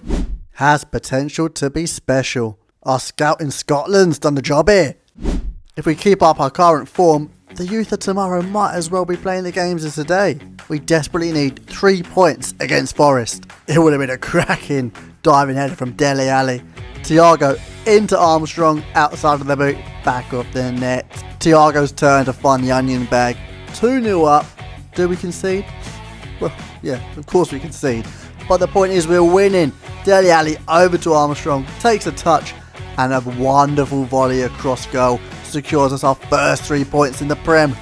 Oi, Kai Bevan, what's a curling? The youngster, you're going to be shipped out on loan. Not even Nakamura gets a spot in the Prem. The last game of these highlights before we stop off in January is against the Gunners. I was feeling brave and thought, you know what, perhaps we can steal 3 points against the big boys. How wrong I was. We go 3 goals down within 60 minutes. It was then I decided we need to change things up. We switched to a 4-3-3 to get Sancho a bit further forward, and the gamble paid off with a little chip butty over Ramsdale. The only good thing about this game is Big Sanch getting his name on the score sheet. Don't get it twisted. We still conceded. Our midfield and defence are weak as piss. I really and truly thought the Ammies were ready to play with the big boys, but how wrong I was. We've been well and truly put in our place. And just look at the state of our home support. You lot get season tickets for life after watching that car crash. Teetering above the relegation spot by a single point. We've conceded 44 goals in 19 games. We've got to switch to a 5 at the back or we're done for. We have scored 30 goals so far. So Sinclair and Thiago, keep doing what you're doing, because they've accounted for 2/3 of our tally. This formation also gets Sancho in the hole, so he can hopefully have more impact in the game, because he's not doing niche in left mid with 4 and 2. After selling some youth academy grass behind the scenes, we've still got naff all in the bank. Ahmad wants to do one, and you know what? I'm going to let him. We're not going to be using wingers in our new formation anyway. So I want to get one of these 2 guys in alongside Elliot Watt. I just can't decide who yet. So if we don't win the cup this season, at least we've got one at home. Sorry, Clarky. We've swapped in for Diallo and some change. Look at that. It's like I'm watching the Avengers. We went for quality over quantity this season. So let's hope our risk pays off. And in other news, Mr. Has Potential to be Special has been shipped out on loan, along with Wallace and Bevan. I'm trying to get Vaughan to move too, before he throws his toys out the pram like Diallo did. Thankfully, Lazio has taken him from us. It's always a pleasure seeing you, boy. Toby Bowden has joined Palace to learn off Eze and Elise. And Daishi, long time no see, slabhead. He's taken young Stanley Mills back to Merseyside. Right, that's that. Clarksy, no pressure lad, but you kind of need to save our season. And Sanch, bro, you need to show us why we spunked 60 mil on you. Somehow, some way, the assistant manager has done a job in Carabao. So I guess we'll jump straight into that. Winning a cup when you're having a season to forget can sometimes just buy you that bit of time you need to get things back on track. Oh, just watch this from Jenko. He 2-foots the man. Then he get back up and they still get to the ball first. The bloke's like 50 rated at this point. He will never be allowed to retire. I don't care. We simmed the first leg and lost 2-0. And then a Marco Asensio diving header puts us 4-0 down on Ag. And now they're just taking the piss with goals like that. We've just witnessed a Patson Daka masterclass. We might have lost the tie, but Thiago still wants his name in the papers. The back pages of the Sun are going to be littered with the tatted Turk as he bags himself a hat-trick of headers. He just doesn't know when to quit, does he? And that's why we love him. Is he future captain material, lads? I think so. We come crushing out of the semis. Thanks a lot, Leicester. Looking to avoid a similar drumming in the league against Crystal Palace. I didn't see Toby Bowden anywhere in the starter lineup, but they didn't exactly need him, as Marcus Rashford just sits down about 6 of our players. Well, it wasn't 6, it was just Carl Jenkinson, but it certainly felt embarrassing. It's the Irish Viking from the corner this time. Don't know where Thiago was, he must have been on holiday. Oh no, wait, here he is, dinking the ball over to Dion Sanderson, one of his mazy runs. The goalkeeper gets fingertips to it. Sancho floats one in and Thiago buries it from the corner. I'm starting to get worried. I thought you weren't going to score ahead of this game, lad. We secure 3 points at home against the Eagles, and now we're away to Blackburn. Yes, I know we've already played them this season, but they're also in the relegation dogfight, so we have to be picking up points against them. Oh, this touch from Sinclair is delicious. If only the finish could match. The Irishman making a darting run on the inside. Does well to get away from his man, plays it through to Thiago, and the cheeky Turk scores a cheeky chip. Now, it wouldn't be a Salford Citeh game in the Prem if he kept a clean sheet, would it? Bryn Hiddleston buries it to make it 2-1. And then Sancho says, 60 million gaffer, have a bit of that. Jaden with a pick of the bunch in a 3-1 win away at Ewood Park. Look at it, it's easily goal of the episode, but is it goal of the series? I don't know. I'll have to let you lot decide that. Couple of youth academy grads for you, and Rodri Lloyd, gone up 3 overalls, but look, 4 to 7 play styles. And Jack Brown from Scotland. Just 2 more lads to look out for. 2 big games left of these highlights, and they're both important in their own right. Leeds up first, and I don't know why, but I feel like this can blossom into a cracking rivalry. The FA Cup final loss is as good of a reason as any to hold a grudge. And going 1-0 up in the first half is a great way to start. Thiago makes it 2-0 off the rebound, and a weakest piss tackle from Sanderson, and Richard's never going to miss a chance like that. Clarkson probably should have just readied it into the back of the onion bag, but he lays it off to Watt. They make it level on the stroke of half time, and then basically from kickoff, Sanderson loses it. Federico Chiesa, no one is going to catch him. And where the hell is Keller running out to, by the way? The Italian places it into the empty net and makes it 3-2 in our latest derby. Sanderson actually makes a tackle, and then Rutter, you dirty little git, snaps our captain from behind, and then he sees himself off for an early shower. Well done, ref. 20 minutes left against 10 minutes. Clarkson and Sancho linking up. Leighton's tucked it to his back. He's taped him against his head, so there's no chance of stopping him. And the boys brought us level. 3-3 it stands, and we've still got time to go and find a winner. It's Sinclair with a cheeky chip past the keeper. Has it crossed the line? Nah, we've been done there. I saw it cross the line with my own eyes. We walk away from Ellen Road with a point gained, and now it's the big one. Manchester United, and our number 10 with a point to prove against his old club. It doesn't matter if in a relegation dogfight, we weren't going to miss this one. Keller, what are you playing at? An utter kerfuffle from our number 1 in the first 10 minutes. We're looking to bounce back. He gets rid of it. Into Armstrong, who knocks it down to Thiago. What's this? Jadon Sancho on the halfway line. What the hell do you think he's going to do? Turns on the Jets, gets into the box, and he places it past Onana. Does he celebrate? No. He shows respect, but Ten Hag is still fuming, you little gimp. Oh, I forgot about this. Look, this is the most blatant dive I've ever seen in my life. They didn't even show the replay. That's how I know it's corrupt. Keller dives the right way, but misses the ball somehow. Honestly, it's enough to make me start throwing hands. I'm coming for Ten Hag, Anthony and Lissandro Martinez. They're all going to get clapped.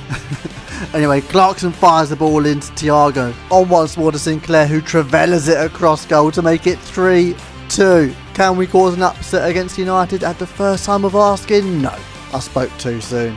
But this one, right here, hurts the most. Anthony, the little cretin, dances his way from right to left and puts the ball in the back of the onion bag. He's stolen our draw from us, and God knows where this leaves us in the league table. Oh God, don't look, we're rock bottom. Up 10 points since Jan, only scored 18 goals, and in that time we conceded 29. Okay, five at the back isn't the one, so we're going all out attack. 3-4-3, baby. Let's go down swinging. That means you're coming back, Toby. Cheers, White, up +7. And Harry Vaughan, we're going to need you too. Thiago, I'm looking at you, mate. You're the fan favourite, the people's choice. Everybody else, just feed Thiago. If we get him the ball, we've got a chance. They love him, you love him, I love him. Just do us a job, boss man. Newcastle at home and Sancho snapping legs. Cuts inside. Gets a finesse shot off, and you'll never guess what happens from the corner. The big dollar kebab house brick house puts us 1-0 up from the corner. And a special shout out to Quevin Keller, because it could have been not 1, not 2, not Azebayos ball roll 3, not 4. Will Fish coming in with the side of tackle 5. It could have been 5-1 before half time. Riding our luck is Harry Vaughan to put a ball into the box, and Leighton Clarkson take a bow, son. I know he's only from like 5 yards out, but who cares? An overhead kick's an overhead kick. I've got a good feeling about that boy. He's just got it all. 2-1 in the 74th minute. And what do you think happens here? Yeah, you're right. Penalty. Does he convert? Of course he does. And then it's Lo Celso to put the final nail in the Salford City coffin. Nuki walk away with all 3 points, but we've got to bounce back against Leicester. Yes, they've absolutely spanked us in the cup earlier on in the season. But we've got to dig deep and just find a way to win. Up steps Jadon Sancho, our £60 million man. We defended like our lives depended on it. And in the 73rd minute, there's carnage in the box. Keller fumbles it, but we managed to clear it, and we secure our first 3 points in this 6-game stretch. 3 points for a possible 6, and now we welcome Aston Villa to the bando. And this finish from Thiago, just gets me all riled up. 1-0 up, but some awful deflections don't fall our way, and Villa pull one back. Bowden gets taekwondoed in the box, but he manages to pull one back to Thiago, and Martinez gets a glove to it. And do I even need to commentate over what happens here? You already know the story from the corners. 55 minutes on the clock. Can we hold out to get our second lot of 3 points? Will it be a Keller masterclass? Unfortunately not. He couldn't get a hand to it, and we walk away with 4 points from a possible 9. Oh God, look at the state of it.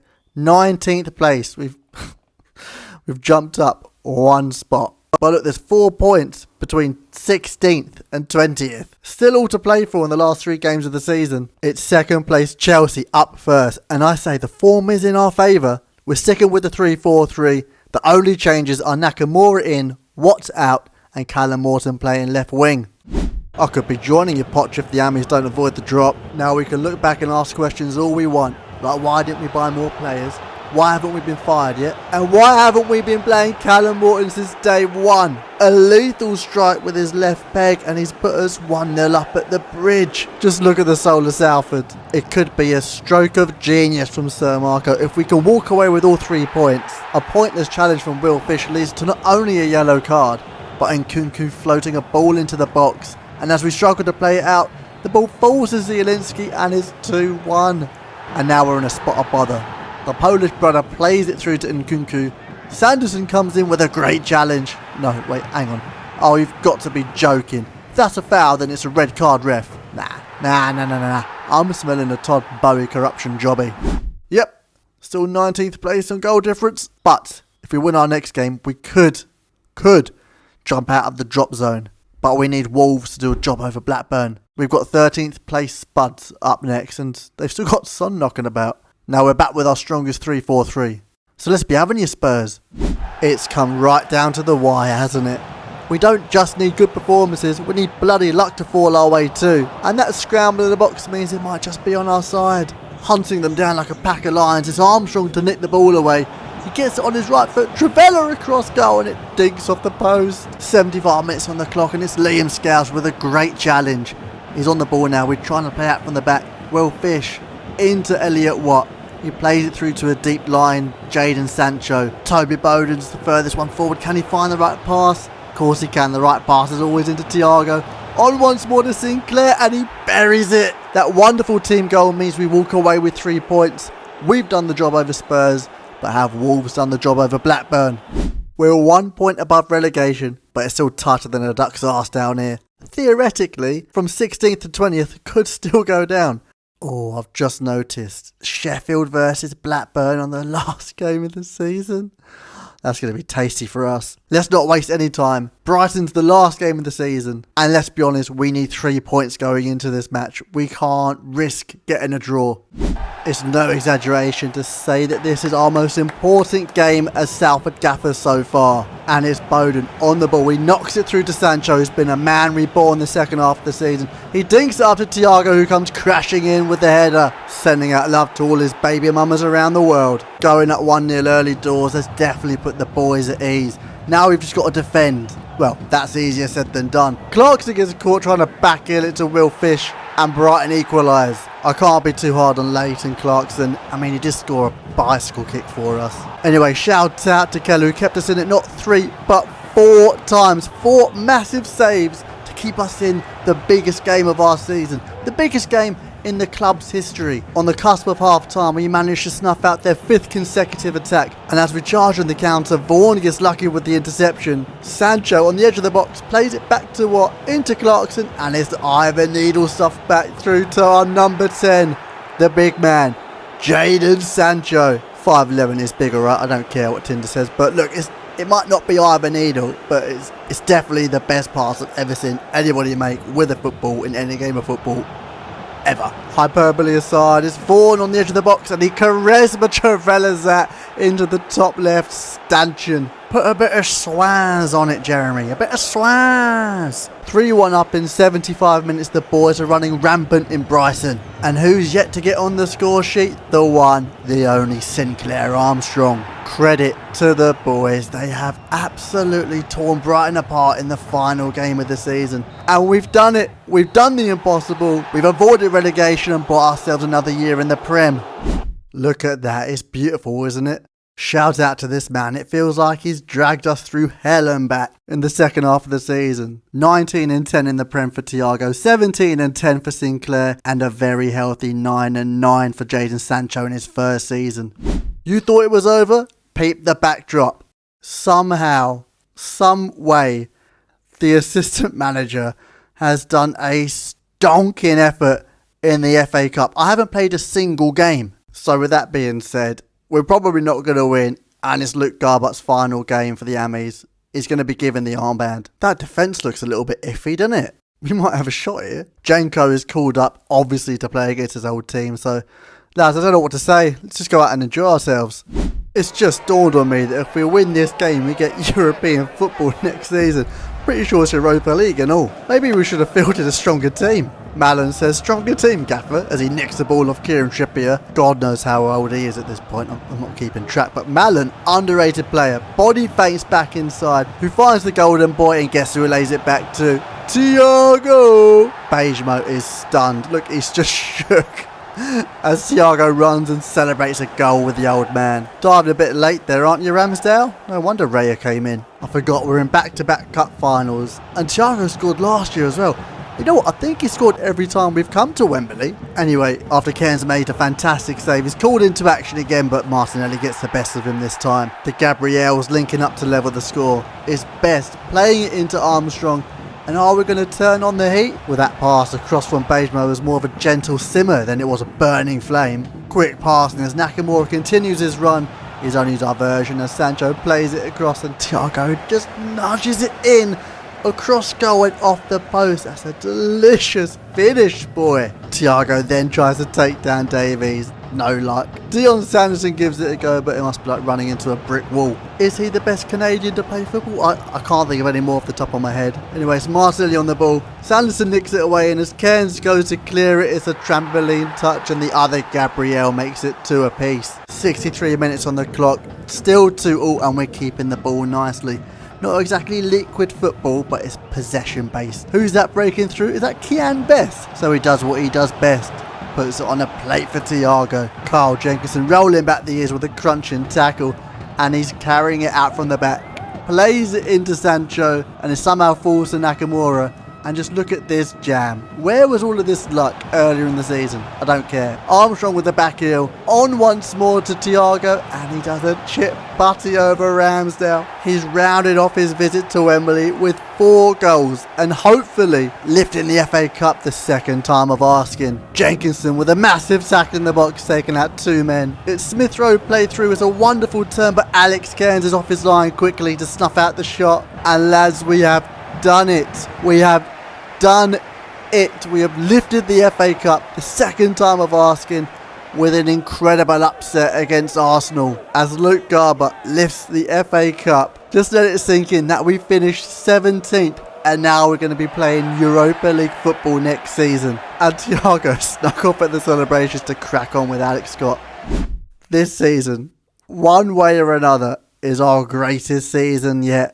Shout out Elliot Watt for somehow keeping more clean sheets than even the goalkeepers this season. Sancho has finished with a healthy 10 and 15 in all competitions. And obviously our top goal scorer this season is Thiago Tracush. I'll give it to you, you guys know a baller when you see one. Champions, champions, ole, ole, ole. Okay, last season we just avoided relegation, but we did get our hands on the FA Cup. Which means not only do we get another season in the Prem, but we're strutting our stuff in the Europa League. Welcome to Season 6 of Salford Citeh.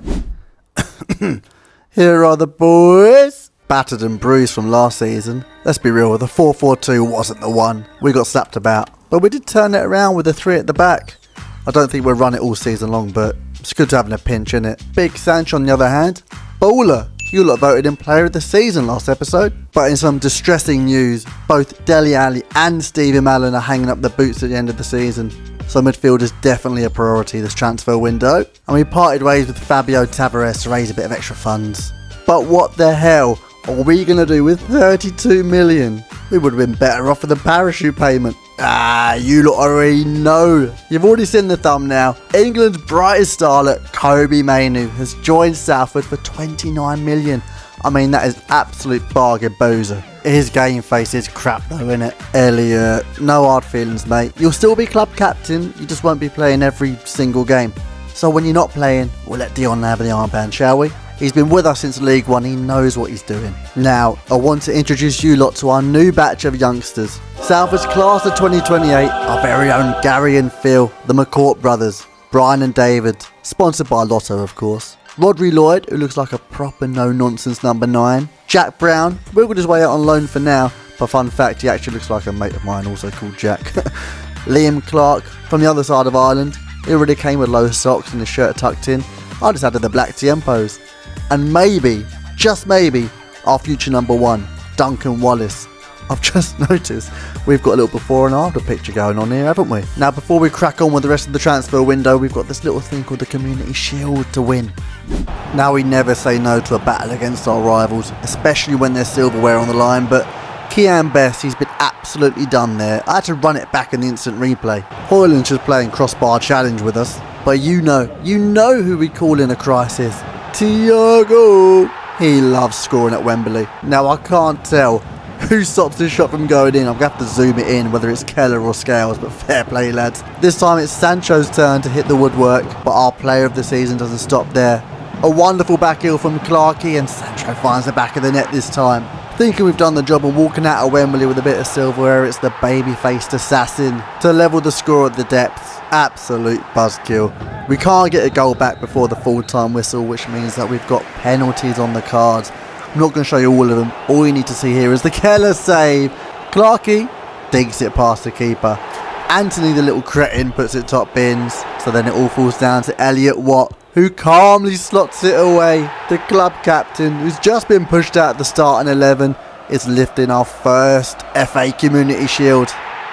Not a bad way to start the season now, is it? I like how they put us back in 17th spot, but to be honest, we need to be aiming way higher. anywhere in the top half of the table will do. Now, what you guys didn't see is that it was Sophie's choice between Benny Blanco and Kobe Mainu, and I still really want him at centre back.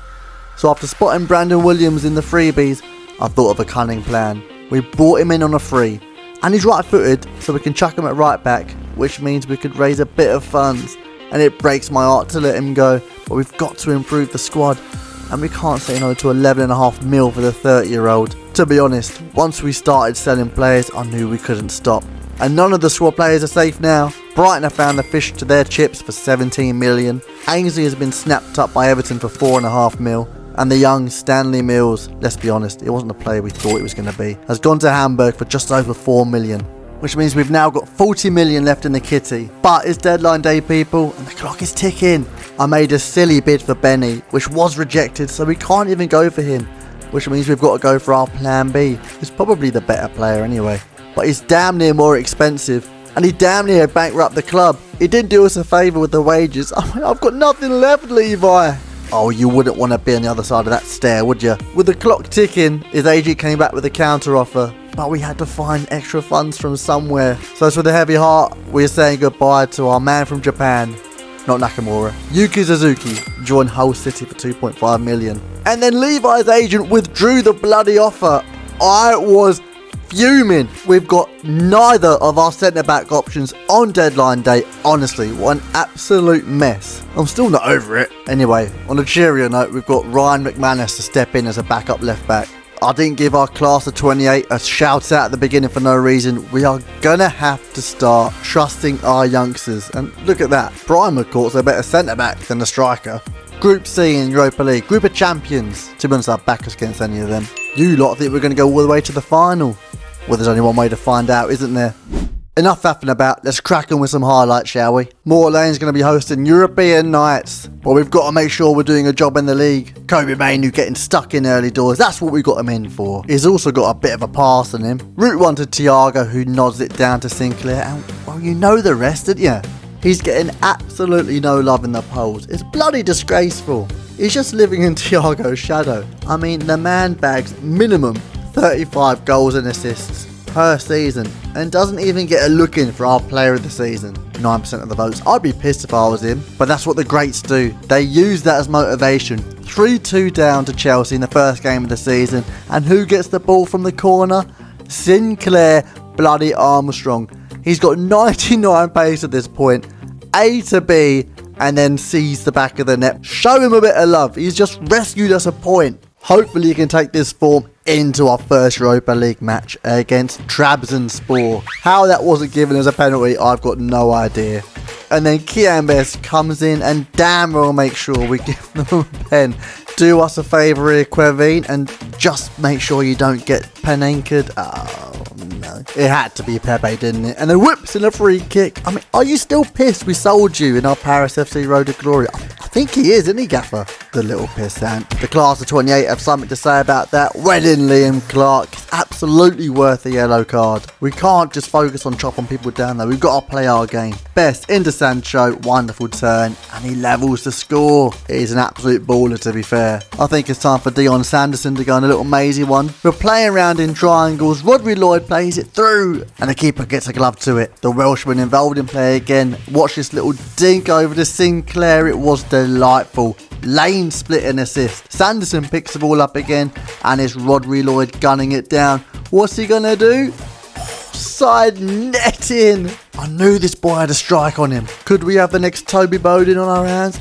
I think we might. A cracking strike from Sinclair Armstrong finishes the game off 4-1. Not a bad start to our Europa League campaign, is it? Leeds came to visit us at Moor Lane in the league, our latest rivalry. Honestly, ever since the FA Cup loss, I've had it in for them. We're hoping to get one up on them, as I'm pretty sure they lead the way with 2 wins out of 2. Alright, it's not a great record against our rivals, is it? But we're up for the scrap. Just look at these challenges flying about the place. Thiago picks the ball up and makes it 2-1. And then it's Clarkson to play through Harry Vaughan. Has he got the finish in him? Yes, he has. He's come a long way in a couple of seasons. Now he's just seeing those off. Oh, Thiago! Stop that. That would have been bloody delicious. But from the corner though, well, you already know what happens. And he might not score a scorpion kick, but he'll bloody celebrate with one. Earlier on in the series, I said he gave me Zlatan vibes, but now I'm actually thinking it's more Olivier Giroud. Sancho with the overhead kick attempt. Foden knocks it into Dele Alli, and oh my god, how is this man retiring? A phenomenal winning goal to secure us our first W against our bitter rivals. You best believe I'm going to be plastering that all over the socials, so check out the links in the description. But anyway, Braga next in the Europa League, and Brian McCourt comes in clutch with a debut goal. Unfortunately, his brother couldn't get the block in with the slide, but we finished that game 1-1. In the reverse fixture, we're looking to wipe the floor with them at home, but we only really have one chance, and it's this Kobe Mainu header. The game finishes 1-0. We were looking in good stead to qualify out of the group, so we focus our attention back in the league. In this final game of these highlights, away to Liverpool, go behind 1-0 to Batrina, and then there's Thiago over the top to Vaughan, and look at that dead touch, fam. What are you doing? It's a stalemate until the 83rd minute, when we have to rely on Sinclair Armstrong's pace to get us out of jail. The Irishman makes it 1-1 with a cracking Travella, and then it's Thiago turning provider again as he lays through Sancho, and our number 10 clutches the game-winning goal in a fantastic away win at Anfield. Now let's go check on the league table and that. Alright, after 22 games we're sat in 6th place but 2 points off of 4th, and we came 2nd in the Europa League group. Even though the squad is absolutely flying in comparison to last season, I still think we need to get a centre-back in. You might as well go big or go home, and they don't get much bigger than 6'5" Jared Brantwaite. 34.5 mil from Villarreal. He is coming for either Sanderson or Scales' spot. I'm just not too sure who yet. Leeds came in for Harry Vaughan, but after that dead touch against Liverpool, they can have him for 27.5 mil. It does mean though we've got a gaping hole in our rotation for right mid. We've got 20 mil left in the kitty, but I think we need a bit of exotic talent, a bit of flair, a bit of spice. And with that being said, welcome Gino Infantino, the only Argentinian I've ever heard with an Italian name. It's not often we've gone outside the UK for signings, but I'm sure he'll do a job until next season. I do have plans for the 20 mil, but I'm going to spend that after the transfer window on signings for next season. I'll show you them at the end. We've got Roma in the knockouts of Europa League, so let's get into it. All or nothing vibes at the Stadio Olimpico to take on Daniele De Rossi's Roma. We've come a long way since League 2, haven't we? And realistically, we're only halfway towards our goal of Champions League glory. But let's try and enjoy the nights in Europa League, shall we? Leighton Clarkson has. Oh yeah, I forgot to say, we simmed the first match 0-0, so it's all to play for in the return fixture. Sanderson get that ball off the line. Now that's with the header, and Keller puts onto the post. My God, just smother the ball. Look how close that was.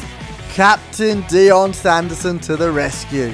I knew there was a good reason we gave him the armband. 81 minutes on the clock and we're looking to see the game off. Thiago Chukas just stop that. Put a bit of swaz on it, Jeremy. We've secured our place in the next round, but now we're off to the London Stadium to face West Ham. We have made tremendous progress in the league. We can't lose momentum now, and Leighton Clarkson's feeling himself after that goal against Roma, isn't he? Too bad our defenders weren't feeling another clean sheet. Ozcan. You know, that sounds Turkish. Do you reckon Thiago Chukush is feeling a bit lonely? Should we get some more Turks in? Some more Doner Kebab House brick houses?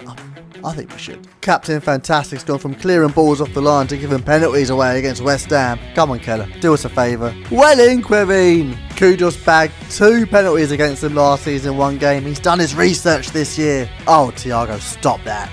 62 minutes chasing the goal. Clarkson with the fancy footwork, and who's played through? Gino Infantino, the Italian Argentinian, has won us the game at the London Stadium. Back at Moor Lane in Europa League against AC Milan in the round of 16. Brantwaite getting a big challenge in early on. Comes away with the ball and turns like a double-decker bus. Gets the ball off to Kian Best and he drives forward. Leaves his man in the dust. Who's that on the shoulder? It can't be. It is. It's bloody Callum Morton with the opening goal of the day. Our Salford Citeh day 1 scores against AC Milan in the round of 16. I mean, who'd have thought it? It then goes and chops Theo Hernandez down and gets a yellow card. I mean, you've got to love him, don't you? But this AC Milan team, I mean, they're just a different breed. They score not 1, not 2, but 3. 3 goals back to back to give us a mountain to climb on the return fixture to the San Siro. With the European exit looking likely, it's time we turn our attention back to the FA Cup. We have to retain our title after all. We can't just be giving it back to whoever wins it this year. It's got to be us. We've done a job over City before, and they were the only big team left in the competition, and it's the 5th round, I think. So if we knock these out, we've got a clear shot of retaining our title. Well, it's not a title, it's a cup, but you know what I mean. Rodrigo decides to hit a silly after a 5-yard header. We can't be letting him get away with that now, can we? Surely not. From the corner, the ball falls to Toby Bowden, our little youth academy grad from season 3. Liam Clark, Jack Brown, Rodri Lloyd, the McCourt brothers take note, because there's a clear pathway to the first team if you can perform like this. 3-2 up at home, 86 minutes on the clock, and we're not finished scoring goals. Clarkson plays it through to Thiago, who pulls a hammy, gets taken out from behind, and then slots it bottom corner. He manages to run away in celebration, absolutely fine. So he's surely not injured, is he? Oh god, no, he's limping off. We might be in a spot of bother here. Yeah, so he's actually out for 2 weeks, but he's still got 3 days left until he's match fit, which means we're running this 4-2-3-1 against AC Milan in the second leg. Nakamura in the hole. Do me proud, boys. Away days at the San Siro. Let's not try and get overwhelmed. Let's just try and do our job. A couple of goals and we're straight back in this. Clarkson unlucky with the header, and who's Sancho trying to find from the corner? It's Nakamura! That would have been a cracking goal, wouldn't it? But unfortunately, lads, they were the only 2 chances we managed to create. We went on to get pummeled 3-0 away from home. Our Europa League fairy tale has come to a car crashing halt. AC Milan, they were just way too good for us. We've got a long way to go before we can face them toe to toe. To the 58% of you, I am sorry, but we will do better next time. Nevertheless, we now need to pivot our attention to the league. We've dropped from 6 to 8 and only 6 points off a top 4 spot. We've also got Sinclair's old club, QPR, in what is essentially the quarterfinals of the FA Cup. So let's crack on with that, lads. Back at his old stomping ground. To think we bought him for 650,000. Absolute bargain hunt, innit? Still, we've got to come to Loftus Road and do a job. And that's going to be much harder going 1-0 down. 87 minutes on the clock after creating absolutely nothing all game. And who steps up? The man who's retiring at the end of the season.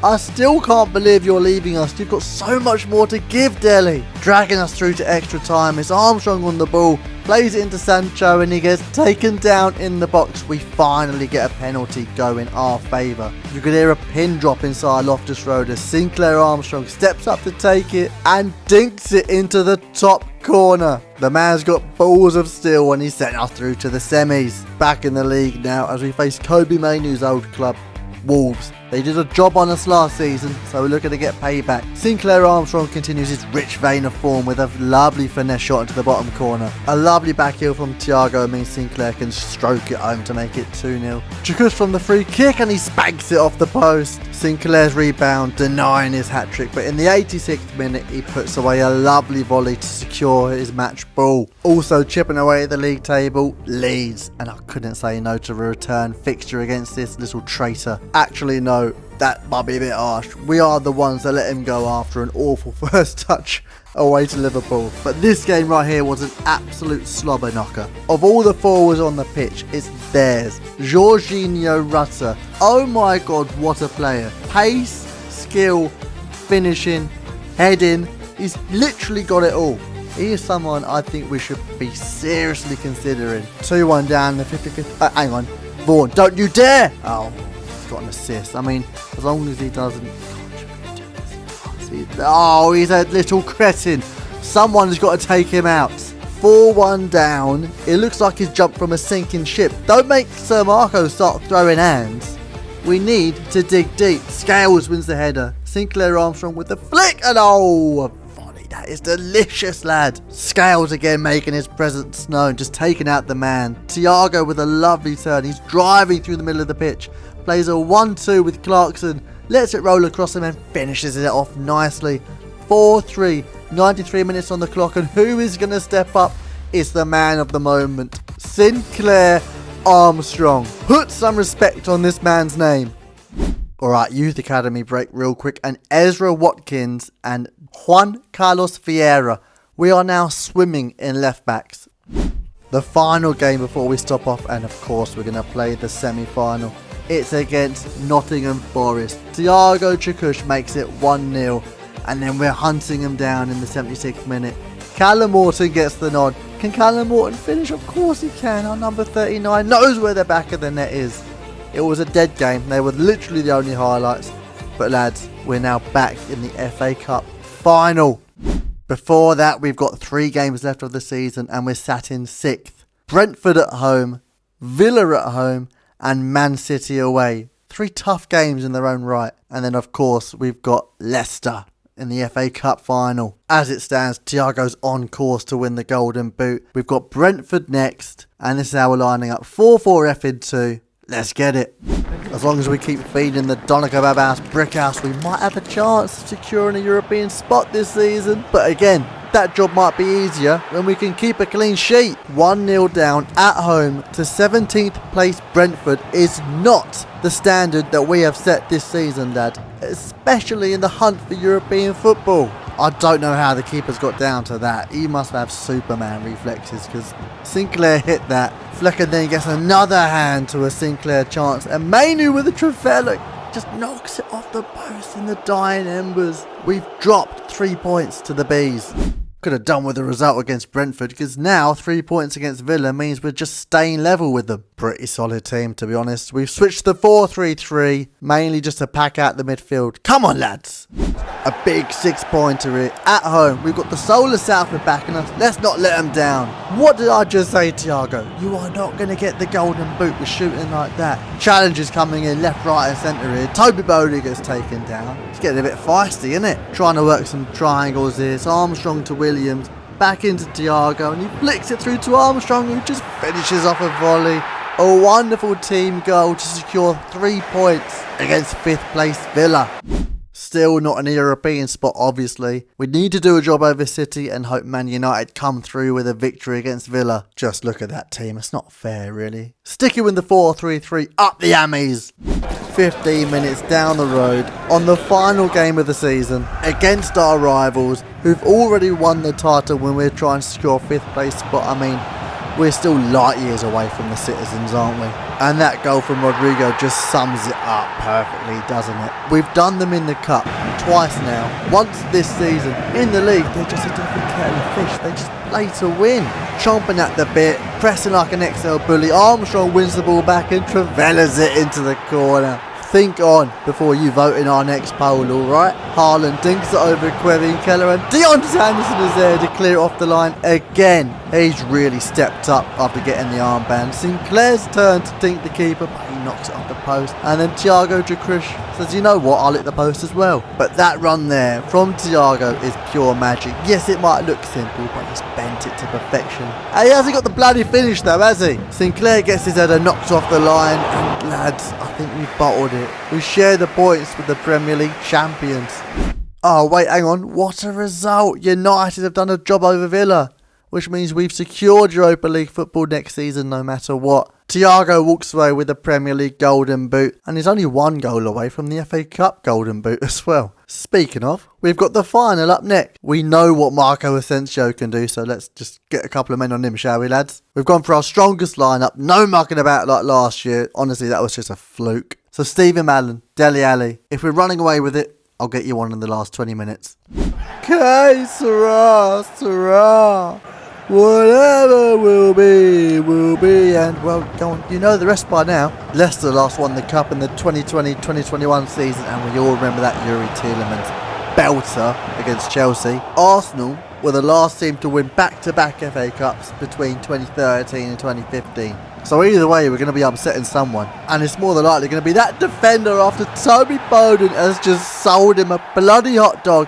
He'll be going to bed with tears in his eyes after that belter. Honestly, no wonder the gaffer loves it. It is a tremendous goal. I called it in season 4. That boy is a star in the making. I still don't have any idea why Dion Sanderson was playing that bloke on side, but it's just one of his character flaws. I don't think he'll ever grow out of it, to be honest with you. Brandon Williams down the wing, linking up with Armstrong. On once more to Thiago, a wonderful turn again, and and he just skies it. Terrible finishing so far by the Ammies. We get the ball away from the corner and just look at this closing down. But 3 blokes put their bodies on the line. That's what I'm talking about. Put your body on the line. Branthwaite giving Sanderson a masterclass in defending. But we just can't get the job done in 90 minutes. And now we're on to extra time once again at Wembley. Mavidi gunning it through. Sanderson just chopping him down. I genuinely don't know if it's a penalty or not. Thankfully, it's just a yellow card and a free kick. Don't know how he got away with that. They popped the ball into the box and honestly, Quevin Keller was stuck in no man's land there. Lucky we're not 2-1 down. Bowden and Best linking up on the left wing, trying to make something happen. Bowden drives into the box and he pulls it back to Thiago, who's finally found his shooting boots, securing back-to-back FA Cups and 2 golden boots in the same season. Knocking it around the back in the 121st minute. We're waiting for the final whistle to blow. And there it is. The soul of Salford going balmy.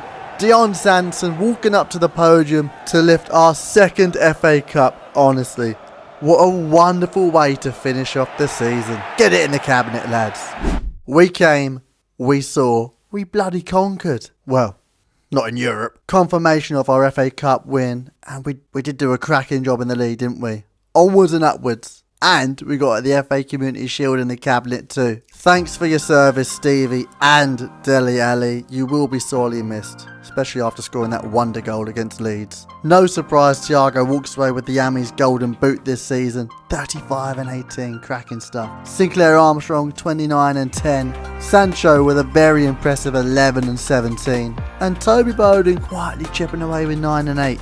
Good stuff, lads. We went for a few players with that leftover 20 million we had. They should bolster the squad, at least off the bench.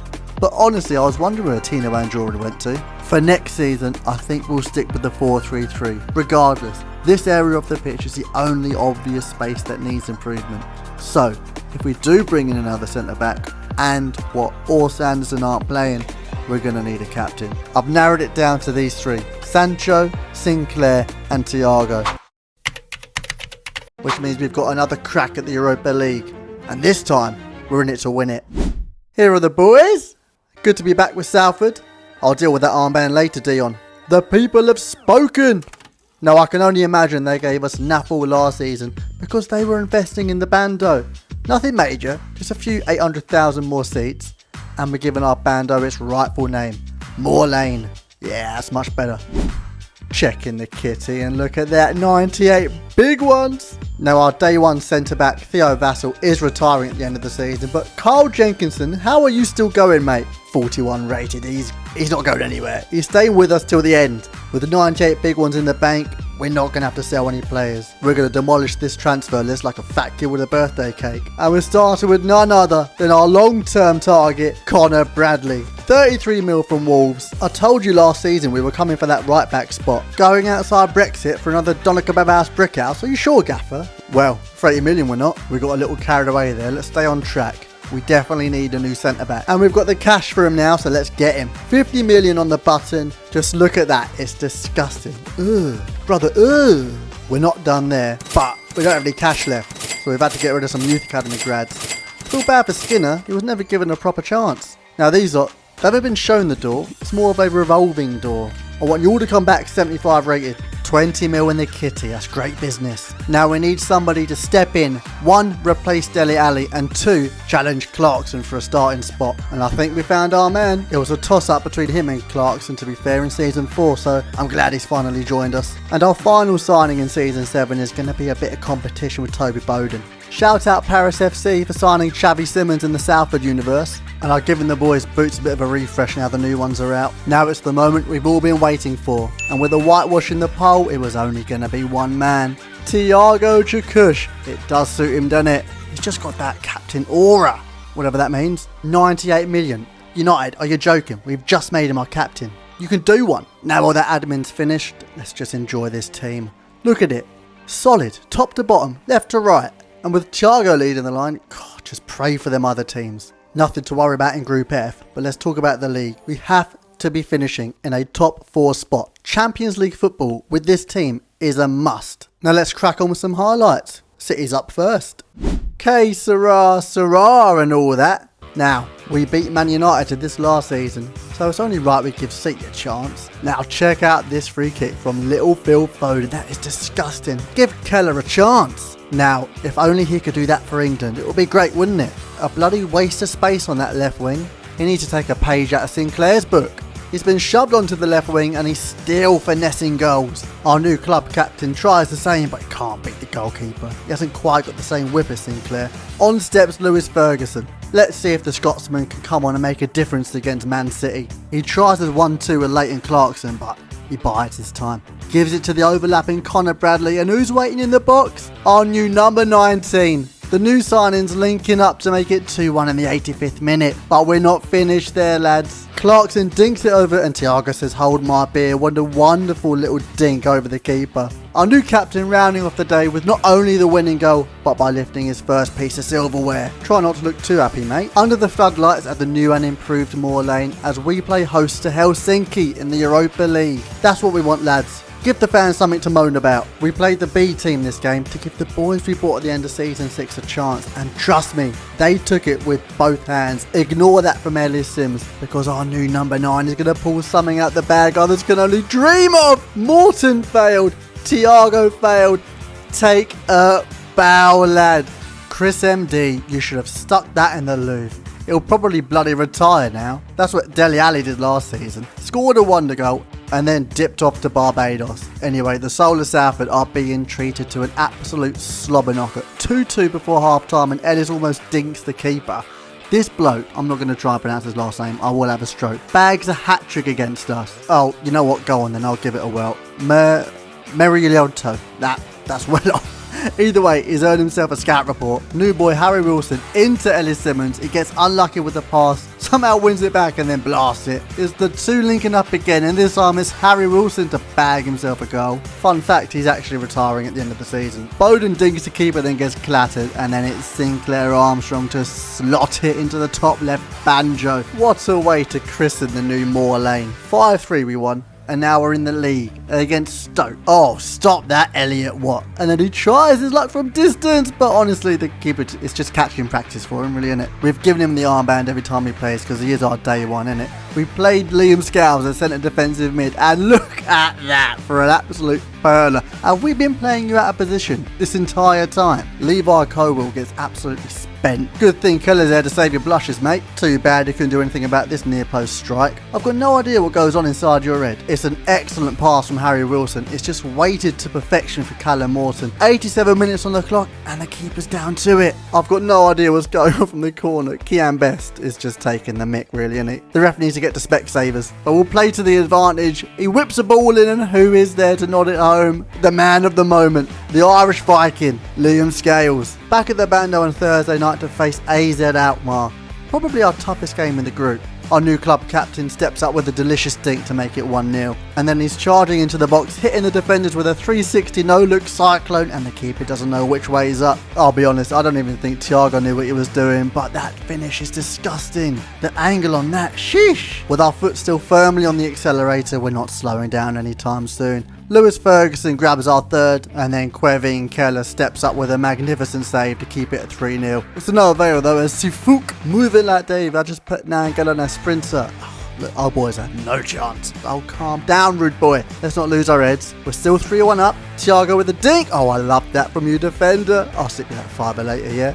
Our new captain with the jammiest hat-trick of all time. We then swap him out for Ellis Sims. Honestly, we're just looking for another scorpion kick at this rate. No dice, but he does score. Cracking result from you lads. 5-1 against AZ Alkmaar. We're definitely going to top the group. Our last game with these highlights is against our evil little rivals Leeds. The Wolves standing big and does the first job. Keller does the second. Love that from you boys. Too bad we couldn't do anything about this one. He had us standing around the box like we lost our mum in Tesco. And making things worse, as Mark Gay with the armband. Oh, it should have been you. No, Levi Colwell's been excellent. Branthwaite's been good. If we're going to bring him in, we're going to have to sell a couple of our defenders. We've got 5 first team quality centre-backs. 6 including Jenkinson, but he's more of a player coach at this point. But a position we don't have to worry about up top, Thiago.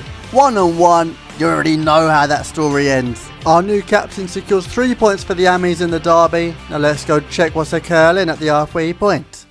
Look what's come across Marco's desk. We'd love to boot out Southgate, but we're not finished with the Ammies just yet. Sat in 7th on 28 points. I thought we'd be doing better than that with our new look defence. We did top the group though. You'll find out who we've got in the round of 16 in a minute. Thiago, are you feeling alright, mate? Normally you've got 45 goals and 16,000 assists by now. It's not the captaincy weighing on you, is it? I can give it to someone else. Shout out Simon Ammies for doing bits at Stoke. Now we've barely got enough for Alfredo, so it makes this juicy offer from RB Leipzig for Sinclair Armstrong all the more tempting. We can't, can we? No, we shouldn't. We won't. No, of course we won't. We could have revamped the squad though. I mean, that is something to consider for next season. I scouted that Kaya bloke, by the way. He's not quite up to scratch, but not bad for 3.5 mil. Alright, I've done a cheeky little deal. I'm not sure how much he'll play, but it will tide us over until the summer. James Ballagizzi, ex-Liverpool player, looks like a decent option off the bench. I think we need to seriously consider selling one of you man on next year. If we don't get 100 million plus, heads could be rolling. I've given Marco his old fit back. The suit and jumper job is only for a final. Oh, and Kian Best is out for 5 months with an ACL, so Ezra Watkins will be stepping up in his place. We just haven't got enough for a new left back. These loan spells seem to be paying off though. Right, as you have a closer look in the round of 16, it seems we're blessed to have Real Madrid. What are the chances of that, lads? Well, exactly 1 in 15. Yeah, I know, Thiago. Thanks for that, mate. Still, it wouldn't be a bad idea to pick up a bit of form before we face the Galacticos. Big Sanch puts one away as he's heard the captaincy's up for grabs. Thiago swiftly replies with a finesse shot Henri would be proud of. Who dares to take the armband off him now? He is Mr. Salford Citeh, the chosen one. An Ammie right to the very end. We've built a team around the Turk. The big man isn't going anywhere. The same can't be said about anybody else. No one's safe, especially the defence. Watkins clears it, but only as far as Alex Garcia, who puts one past Keller.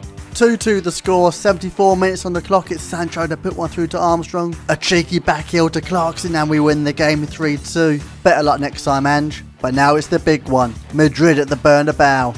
Who thought we'd have been here, eh? I think the real question is, can the Madridsters believe they're in the Europa League and playing a little team from Salford? Yeah, I know how you feel, Keller. We're not exactly the favourites, are we? Still, being an underdog, we can use that to our advantage. Yes, we might be a little team from Salford. We pack a big punch up top. Bowden's lost his marbles in the Madrid heat. He's not used to the weather outside Manchester. And Lewis Ferguson's been sent back there. Some excellent defending though by Cowell and Keller, keeping the score at 1 apiece. Vamos, lads! Los Blancos caught on the break. Bradley to Armstrong, and it's the dynamic duo linking up to complete the comeback here at the Bernabeu. A historic win for the Ammies, but now it's the second leg and we've got the home advantage. Moor Lane, our fortress. The soul of Salford going balmy. Thiago almost making it 1-0 within 5 minutes. Would have been a great way to start the match. Branthwaite, love that from you, mate. Definitely not a yellow card, but we move 60 minutes in and still only 2-1 on aggregate. We're looking for some breathing room. That 2-goal cushion. Up steps the little Callum Morton. He's one of our own. Our number 39 has plateaued at about 70 or 80, but he shows up in the big games. Keller getting beat from the free kick. They whip in a corner and Latassa makes it 2-1.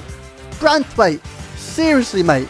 Get on your toes. You can't let him do that. Mark Gehi is just one phone call away, mate. Don't make me call him. Anyway, it's Sancho playing through Thiago Chakush. Is there anybody else you'd want one-on-one in the 83rd minute to knock Real Madrid out the round of 16? We're through to the quarters, baby. Back in the league, this time against Aston Villa. And these are the games that we need to be winning. Both of us battling it out for a Champions League spot, and we were stuck in 7th last time we checked. That top 4 finish isn't going to secure itself now, is it? And up steps Sinclair Armstrong. Run it back. He's on left wing and he's still bagging goals for fun. I wish Quevin Keller could catch things at his near post though. We draw that game 1-0 and now we're back in the Europa League. Quarter-finals against Juve. Honestly, this has been a harder knockout run so far than most teams have in the Champions League. My question is, who the hell are knocking out teams with this pedigree so we have to face them in the Europa League? Sinclair isn't dwelling on it. With his pace, he's always looking to make a move into the box. This time he sets up Thiago. There's no love lost between them two. Quevin Keller, I'd take it back. What a save that is. Yes, Sinclair is a bit gutted he didn't get the armband, but we've said it before and we'll say it again. He's a team player. And he gets his just reward in the 88th minute. A finesse shot to see the first leg off 2-1, and then it's to the Allianz Arena. Lewis Ferguson with a heel-to-heel, but his shot is just wide. Sinclair on the left, he tries to put the ball into Thiago, but no dice. They try to clear it, the ball falls to Chikush, and he slips through Jadon Sancho, who dinks the keeper. 3-1 up on aggregate, but that 2-goal cushion isn't enough. Sancho gets the ball back, and then he's running through quicksand. Chikush on the ball, he dinks it over to Jadon Sancho, and that's a wonderful volley past the keeper for his hat-trick. Our number 10 stepping up in the big moments. It can't get any better than a 3-0 away win, can it? Oh, wait, yes it can. Toby Bowden, stop that, you little dancer. The quarters completed it, mate. Up come the semis, but not before a trip away to Brighton. Another team gunning for that top 4 finish. They haven't got the European fatigue though. Duranville hungry like the Wolf makes it 1-0 to the goals. But hold that thought as Cade Gordon gets put through and he slots it bottom corner. Something we didn't have last season. Strength in depth. It's so apparent this season.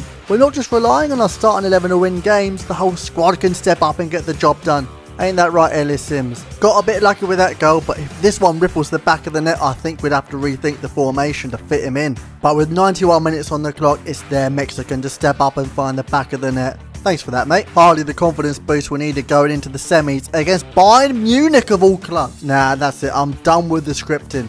How are we getting a Champions League draw in the Europa League?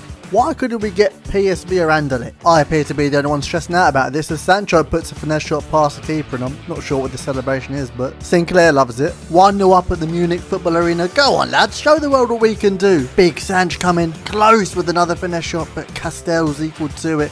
The return fixture at Moor Lane. All or nothing now. One game away from a European final. Toby Bowden got a bit too excited there. It was definitely offside. Keller finally saving something at his near post, and then the defence is all over it. It was scrabbling egg in the box. Toby Bowden then floats the ball into the box, and look at this jam from the captain. He did well to put that away. But the game is still young, 40 minutes on the clock, and that's a wonderful pass from Amdouni. Musiala is not going to miss from there. 2-1 on aggregate though, we're still in the lead. Need a bit of daylight, a bit of breathing room. Kevin Keller comes in clutch, closing the ball down in the 90th minute. Still at 2-1 on aggregate, and lads, the final whistle blows. We've beaten Bayern Munich over 2 legs. And now we've got a European final to look forward to at the end of the season. The final game with these highlights is at home to West Ham. We still have to do a job in the league. Moise Keane hitting the bar from the free kick. We get it away. On the ball, we have Thiago Chikush. And who's making a darting run?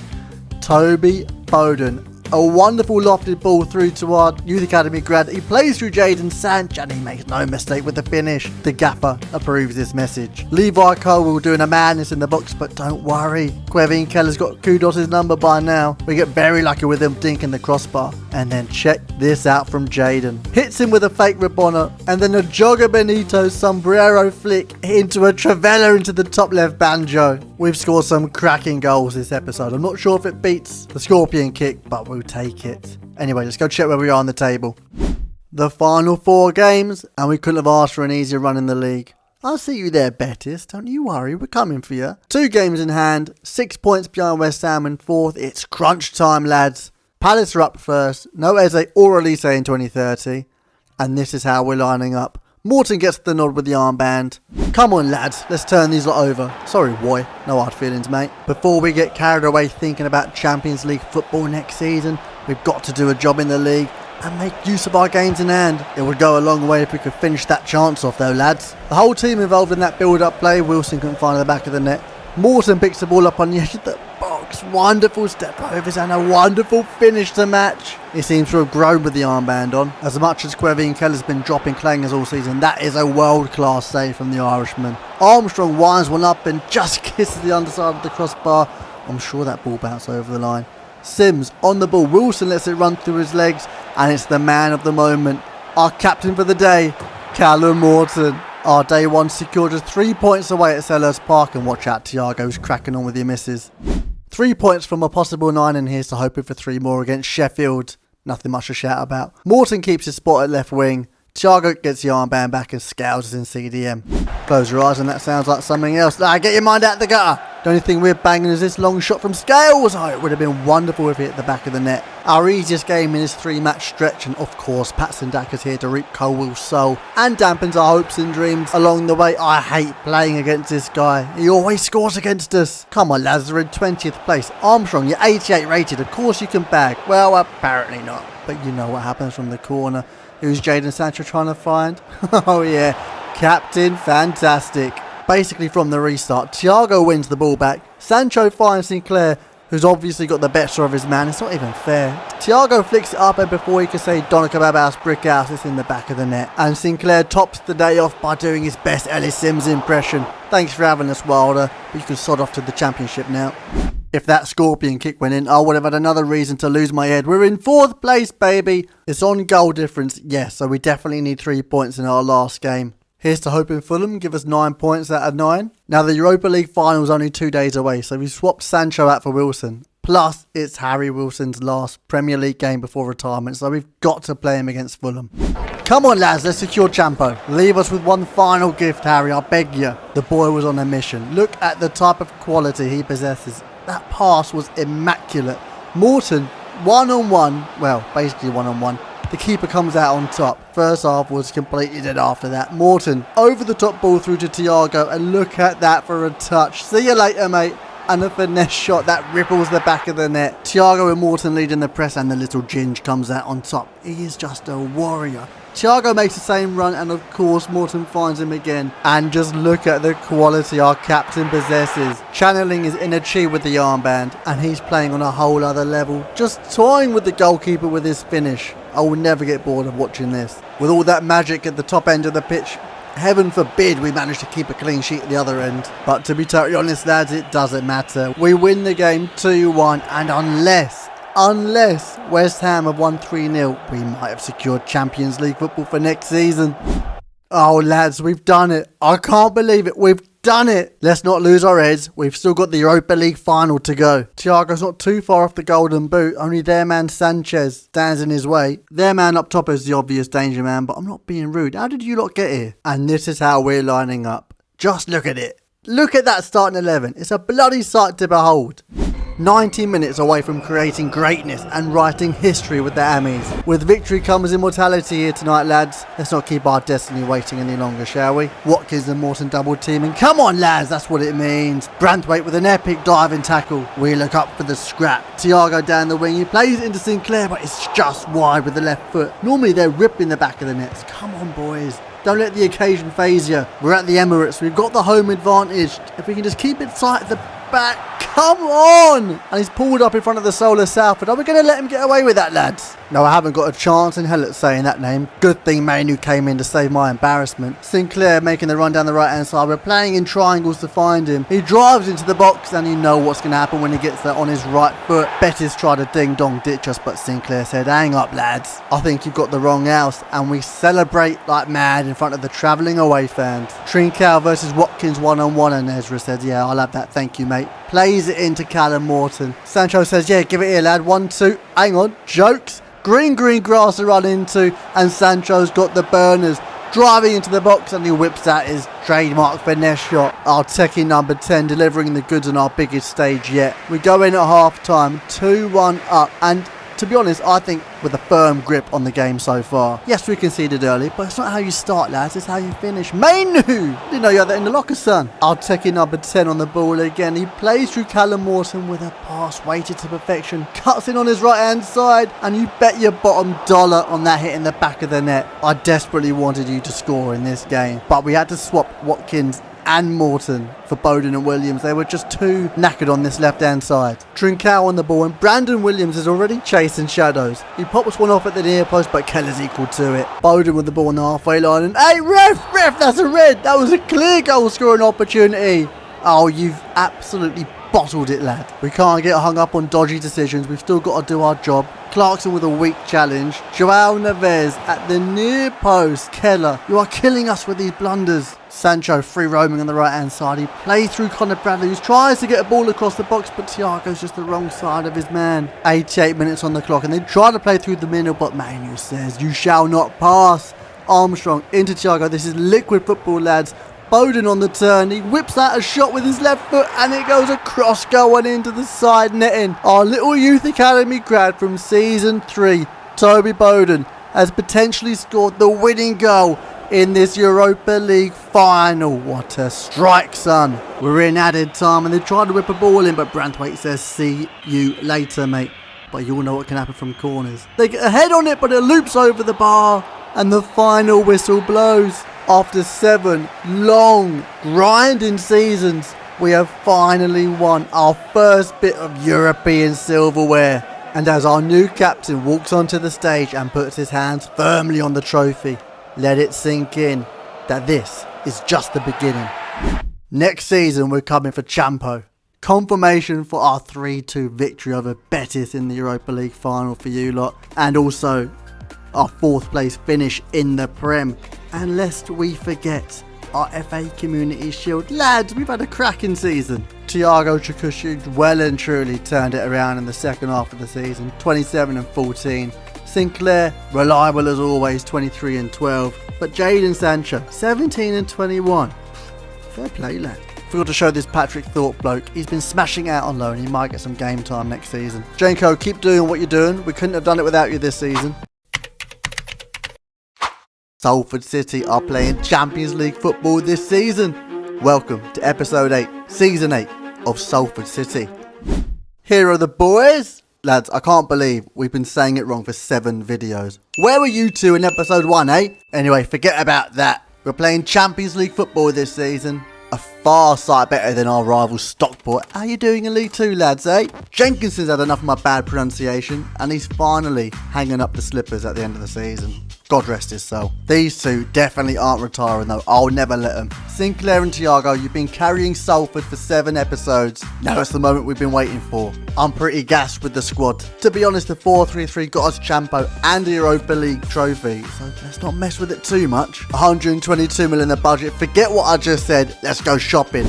We all know this was coming. Our new number 1 has entered the chat, James Trafford, from Villarreal for a bargain 22.5 mil. I know exactly how Arteta felt bringing in Raya now, but it's got to be done, lads. Still 95 mil in the bank. Let's splash the cash. And is there a reason we haven't got the red carpet out, lads? Come on. Arda Güler, welcome to Salford. It's no secret this boy is a baller. But after that goal at the Euros, I knew we had to snap him up. 78 mil from Lazio. That is an absolute bargain. Look at him, he's going to take us to the next level and still only 25. Our new number 7's a weapon. I've swapped out the Lazio blue boots for Salford red, and I can't believe it's took us till now to bring in another Turk. Now you've got someone else to get a skin fade and share your baklava with, lad. Now it goes without saying we're a bit low on funds, so we had to sell somebody. Williams joins Fulham for 11.5 mil. We got a decent swap deal in for Branthwaite. I've been wanting to use Gahey for a minute, so it was a hard one to say no to, but it did give me the idea for a bit of wheeling and dealing. Klopp seems happy, and so are we. And we've swapped Kian Best for Sebastian Borja. The Romanian is beyond well-rounded. I mean, it might seem a bit brutal, but Best kept getting injured. And we can't be having that in Champo, and with a title challenge on our hands. That's right, you heard me. We're in season 8 now, lads, so we've got to be aiming for that top spot. And backing ourselves in Champo. Surely we're topping that group. No? But before we get into it, we've got the UEFA Super Cup versus Leverkusen. And they just came in with a bid for our captain. So we've got to put them in their place, no? That's it, stay 1 apart. Oi, what did I just say? That little fist bump when I only had 5 to Fabrizio Romano's tweets. I can't stress enough how much I love Sinclair and Thiago. They're perfection. It would kill me to see him in another shirt. Oi, Branthwaite, you feeling alright? You trying to get that swap deal back on with Leeds? Great challenge by Colwill. And if you're wondering why we brought Sebastian Borza in, well, this is why. He can actually defend across. Clarkson pulling the strings again, this time with a through ball to Thiago Chikushi. If you're wondering where his loyalties lie, that's where. He runs over to the Ammies and celebrates with them. Mr. Salford Citeh, the dynamic duo on the break again. A back heel into Thiago. What's that from Arda Güler? If Sancho could have finished that, it would have been disgusting. But that's how the story ends. 1-0 to Salford. Leverkusen didn't stand a chance. 1 down, 2 to go. The streets are packed after that fighting talk from the gaffer. Finally, Champions League nights at Moor Lane. What dreams are made of, eh lads? Lille were the first team to visit, and that's why we brought in JT. You don't see him sleeping at the near post, do you, Keller? Bowden on the ball now, and Bowden is a dancer. Sancho, you're the answer. Salford scoring everywhere. And there's Thiago with a goal, right on cue. Never misses a beat, does he? Between you and me, Mystique, I think it's a bit gutted he hasn't got his own chance by now. And Sebastian Borza, he popped a little blue pill before he smashed that. He hit it hard and it stayed hard. The net won't be walking right for a week. A great first win in Champo, but now we're back in the league. Away to Man United, our little rivals. Dooley with a cracking switch out to an overlapping Connor Bradley. He whips in a wonderful ball to the box, but Clarkson can't get enough on it. It would have been great to keep another clean sheet like in Champo, but of course Rasmus pops up with a crap goal. We can't keep letting him get away with this. Cowell, well done, tackling the box that isn't a foul. Cracking stuff. Ardagula playing through Thiago Shakush. The two Turks linking up. That fake shot inside turned the defender into Spinderella. And then he finds the back of the net. Not once, but you guessed it. Bloody twice. Cooking up a storm at Old Trafford. And he's got the defenders doing the bloody limbo. Look, there's no better sight than the big man enjoying his football. But maybe for the neutrals, that goal might tickle your pickle. A wonderful strike from Kaminsky. Levels the score 2-2 in our derby day. Brush it off, lads. We're back in Europe at the Volkswagen Arena. We love knockout football. Back-to-back FA Cup wins in season 5 and 6 will tell you that much. But all our eggs are in the Champo basket. And boy is it showing. Mainly involved in the first goal. He's driving forward with it now. Playing through Thiago.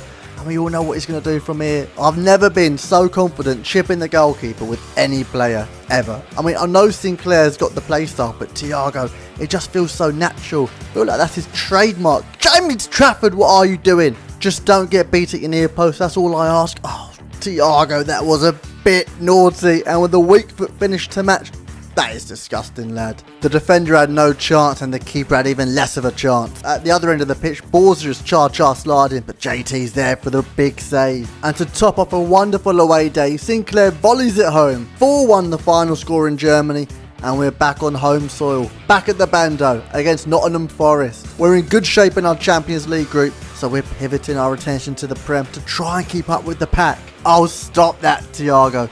The boy is just making a mockery of defences now. How did you score that last goal, mate? With your head. Gold star for Thiago. Our younger Turk on the ball now. Ardagula. He spots the run of Sinclair and the Irishman pulls out the most carefree, nonchalant dink over the keeper I've ever seen.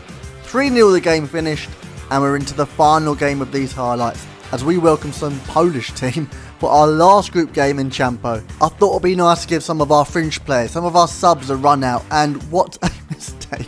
Keller, that's why you were dropped, mate. I wouldn't say we got bent over in the first half, but it could have been 2-0 at our near post. Who's this on the ball? It's Nakamura from distance. Oh, missed shouting your name, bruv. Unfortunately, he just plateaued at like 70 rated. I would have loved to have kept him in the first team, but he just wasn't growing anymore. We had to move him to the bench. Callum Morton, on the other hand, he always finds a way into the first team. Our day one, stepping up with the Trivella to make it 1 apiece, and then this Ellis Sims to float in the ball to the back stick, and my God, what an outrageous finish from Callum Morton. I don't know how he's managed to squeeze it in from there. As much as I've given him a bit of a ribbon for letting things enter his near post, Quevin Keller, what a fantastic save, mate. 2-1 the game finishes, and let's go check where we are at the halfway point.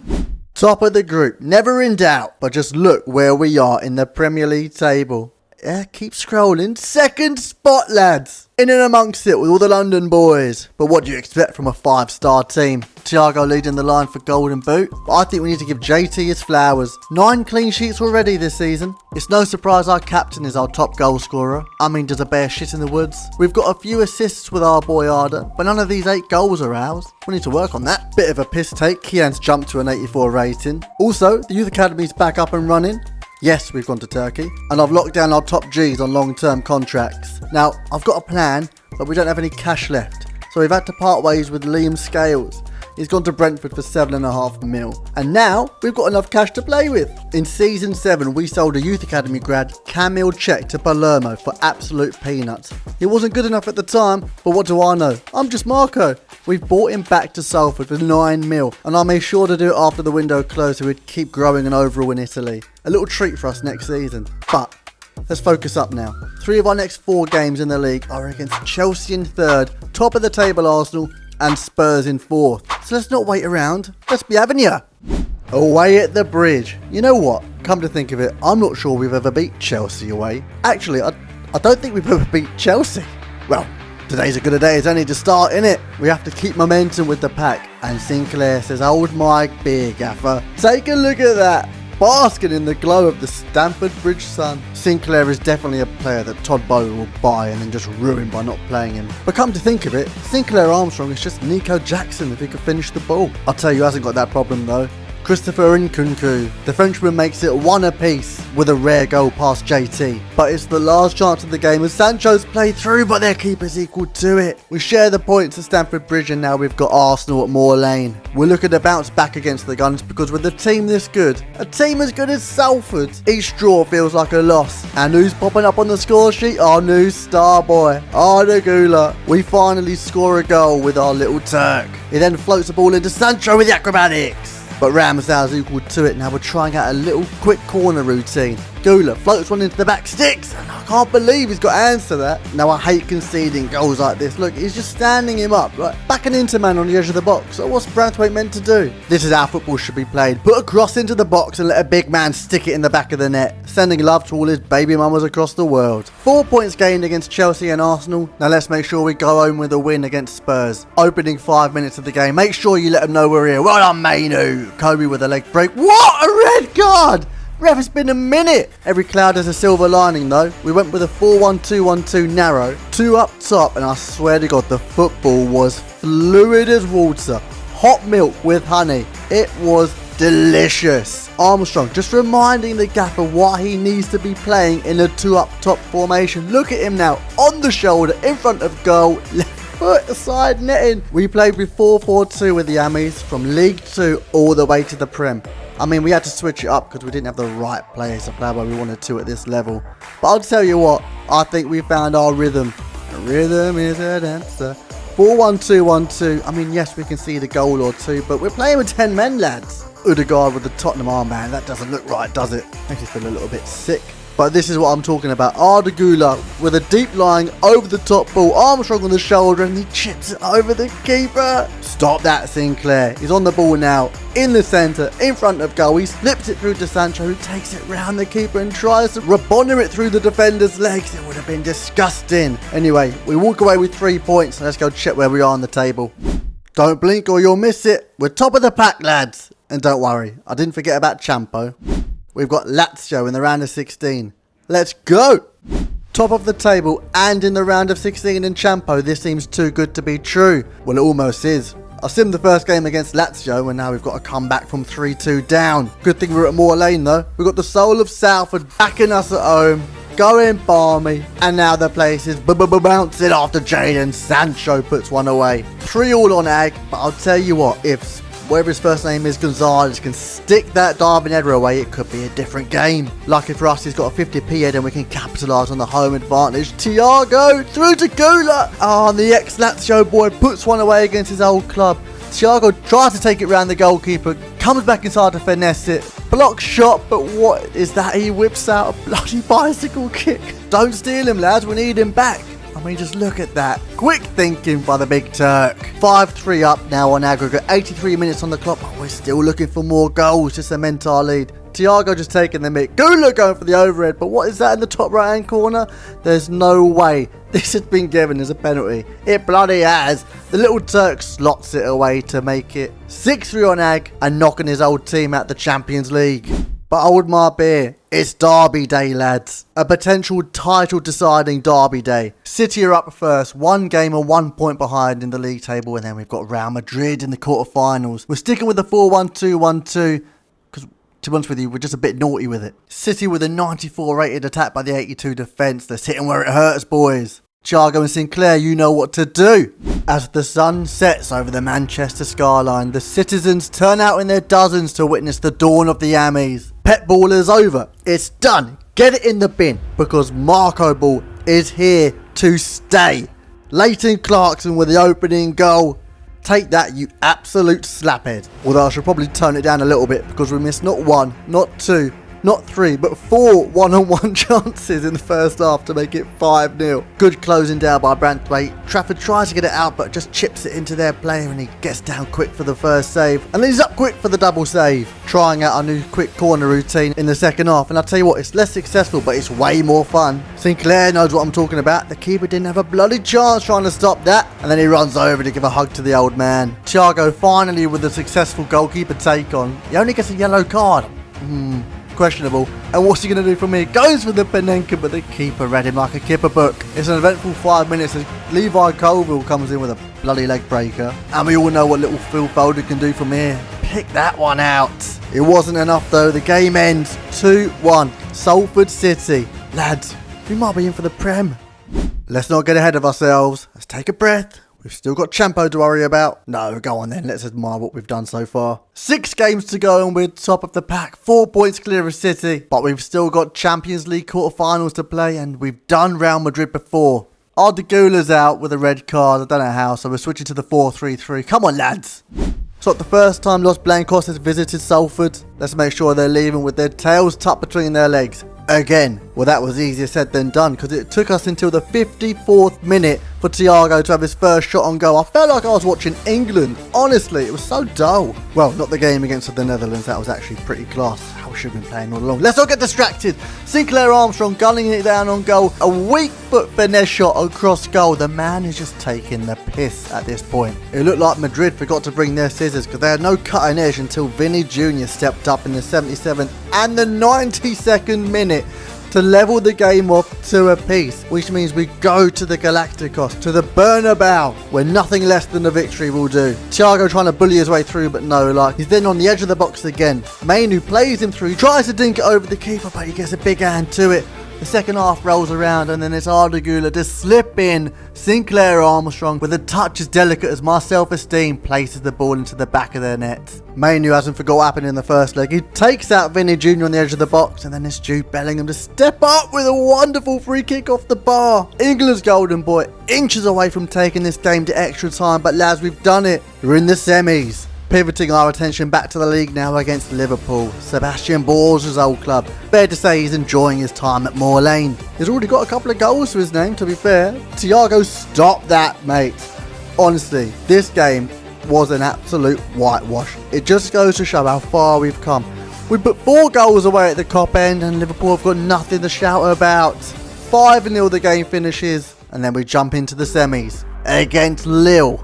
We've already done these lot in the group stage, so we know how to beat them. I'd feel better if we weren't gifting them goals. Cheers, Lino. We all know what Orbi can do from Paris FC. Let's just try and keep them away from our box, yeah? Connor Bradley slipping it through to Jadon Sancho, and check this out from the Irishman. Super Sinclair Armstrong with a wonderful overhead kick to make the game 1-0. He's then coming in with 2 feet, studs up against the defence, slips it through to the captain, and Thiago makes no mistake with the finish. But this right here, this I think is my favourite goal of the episode. This is pure Marco ball coming into effect. This is what we could do with the 4-1-2-1-2 narrow. Not even Mark Labbett knows who can stop the Salford City attack. 3-0 win in the first leg. We look good going into the second. Now let's just take stock of where we are. 4 games left of the season, hopefully 5. Leeds, Lille, Villa, Leicester, and hopefully a Champions League final around here. I don't want to jinx anything, but it looks like we're in a good spot. 3 points clear of City, but we know Leeds are going to try and spoil the party, the dirty little stop-outs. No Harry Vaughan or Connie De Winter in the starting lineup, and of course we're sticking with the diamond and 2 up top. Up the Ammies, here we go. One thing we haven't done with Salford is score a free kick, and we're no closer with that shot from Thiago. You're giving Ronaldo at the Euros, mate. Kobe Mainoo, stop that. He's no longer just a centre defensive mid, he's a proper box-to-box player. Ardagula stepping up with a wonderful left-footed strike. But check this out from Sam Greenwood. Naughty little back heel into Balogun, and he makes no mistake putting that top right absolute banjo. Come on, James Trafford. We brought you in to stop those kind of shots from going in. Probably a bit of a tall arse, but we're going for the title, lads. A lovely back heel from Ardagula, and Sancho finishing it off with a wonderful finesse shot. We just look like a solid team going forward. And to be fair, we don't concede an awful lot. How did you score that one, Thiago? With your head, mate. Well done. That's 2 goal stars for you now. 3-1 up in the 73rd, 72nd minute. I thought it was plain sailing, but honestly, that's a wonderful crossing from Christensen. We failed to get rid of the ball in the box and Baldanzi makes it 3 apiece. I told you they'd spoiled the party, the dirty little stop-outs, but watch this goal. Clarkson into who? Sebastian Borgia. The Romanian makes it 4-3 in the 87th minute. Sinclair tries to make it 5-3, but who's going to step up from the corner? Of course, it's Thiago. Who else to secure us our 3 points against bitter rivals Leeds? Yes, I'm gassed. Thanks for asking, but we can't lose focus on our next game. The second leg of the semis at home against Lille. Gutted they've still got Auburn up top, to be honest, but come on, lads. Up the Ammies, here we go. Sinclair is insulted. I keep talking about Gift Orban. 1 game away from the final, boys. Dig deep. Don't make any silly mistakes. And let's just make sure we finish this wonderful team move with a goal. Who's there at the back? Stick? Sinclair Armstrong. He says, remember the name. Remember the bloody name. He's genuinely an absolute monster. I highly recommend him for anybody doing a career mode out there. But Coel, what are you doing, mate? He got the shot off. There was no need for the challenge. JT, this is why we brought you in. For the big moments. And he gets a hand to it. Borgia breaks up the quick corner, but he gets the ball nicked off of him. Nico MR, whatever that means, with a bloody lucky jammy deflection over JT. But don't worry. Don't worry, you little soul. We've got bad boys up top who are just willing to put the ball in the back of the net for fun. Ardagula, he is much better in that left centre mid role. He makes a darting late runs into the box just like this. Tries to slip it across, but Thiago is there to finish off the rebounds. And lads, the fat lady is singing in the crowd. We are in the Champions League final. I'm not sure if you peeped it earlier, but we've got a big team in the final. Paris Saint-Germain.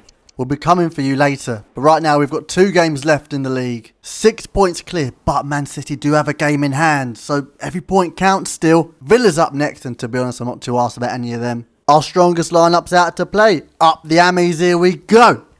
Get that pitch like a slip inside, because I've got a feeling there's going to be a bunch of knee sliding celebrating going on. Not from the villains though, from our boys, the Ammies. The one and only Thiago Jakush opens the scoring within 5 minutes. Take a bow, captain. Undeniably lethal in front of goal. Clarkson picking up the scraps from Ben Cresceni. Plays it into Jakush, and what's he going to do from here? Trivella into the roof of the net. Well, not the roof, but he bloody lobs the keeper from outside the box. Ardagula gives it a go, and then Thiago steps up for a free kick and Trivella's it onto the bar. Boys, we are on smoke. Oh my bad, the keeper tips it over, but you know what's going to happen from here, don't you? Arda, a wonderful whip into the danger zone, and Mainu makes it 3-0. Ansu Fati gets away from his man, he sits JT on his arse. Let's not forget what happened against Leeds. Well done, Thiago. Another one from the corner. 77 minutes on the clock, and we're looking to break yet again. Oh wait, hang on, the Xbox gods have something to say about that. We popped some new batteries in, and don't worry, Bradley managed to find Sinclair Armstrong with a bicycle kick. And there's the knee sliding I was on about. Lads, we are on course to win the Prem. Yes, of course I'm buzzing, but I'm too nervous. Let me take a seat and get my breath back. We're going old school with it. We're not checking the table. We know we've got to win our final game against Leicester, regardless of what Man City have done. This is how the Foxes are lining up, and these are the lads who are going to go out and win our first Premier League trophy for Salford Citeh. Up the Ammies, here we go. As the boys walk out onto Moor Lane for the last game of the season, the fans know the hopes and dreams of Premier League greatness rest with our 11 Ammies. And who best to shoulder that responsibility than Thiago Jakush? Gets unlucky with his first shot. Mainu makes a wonderful tackle on the edge of the box, and as we try to play out from the back, it's Borgia to give the ball away to Leicester City. Don't panic! Don't panic, lads! We've still got plenty of game time to get the score back in our favour. Clarkson playing it in once again to Thiago, and he makes no mistake with the finish this time. Top left, Banjo. We are now 1 apiece. But will a point be enough to win us the Premier League title? I highly doubt it with Man City hot on our tail.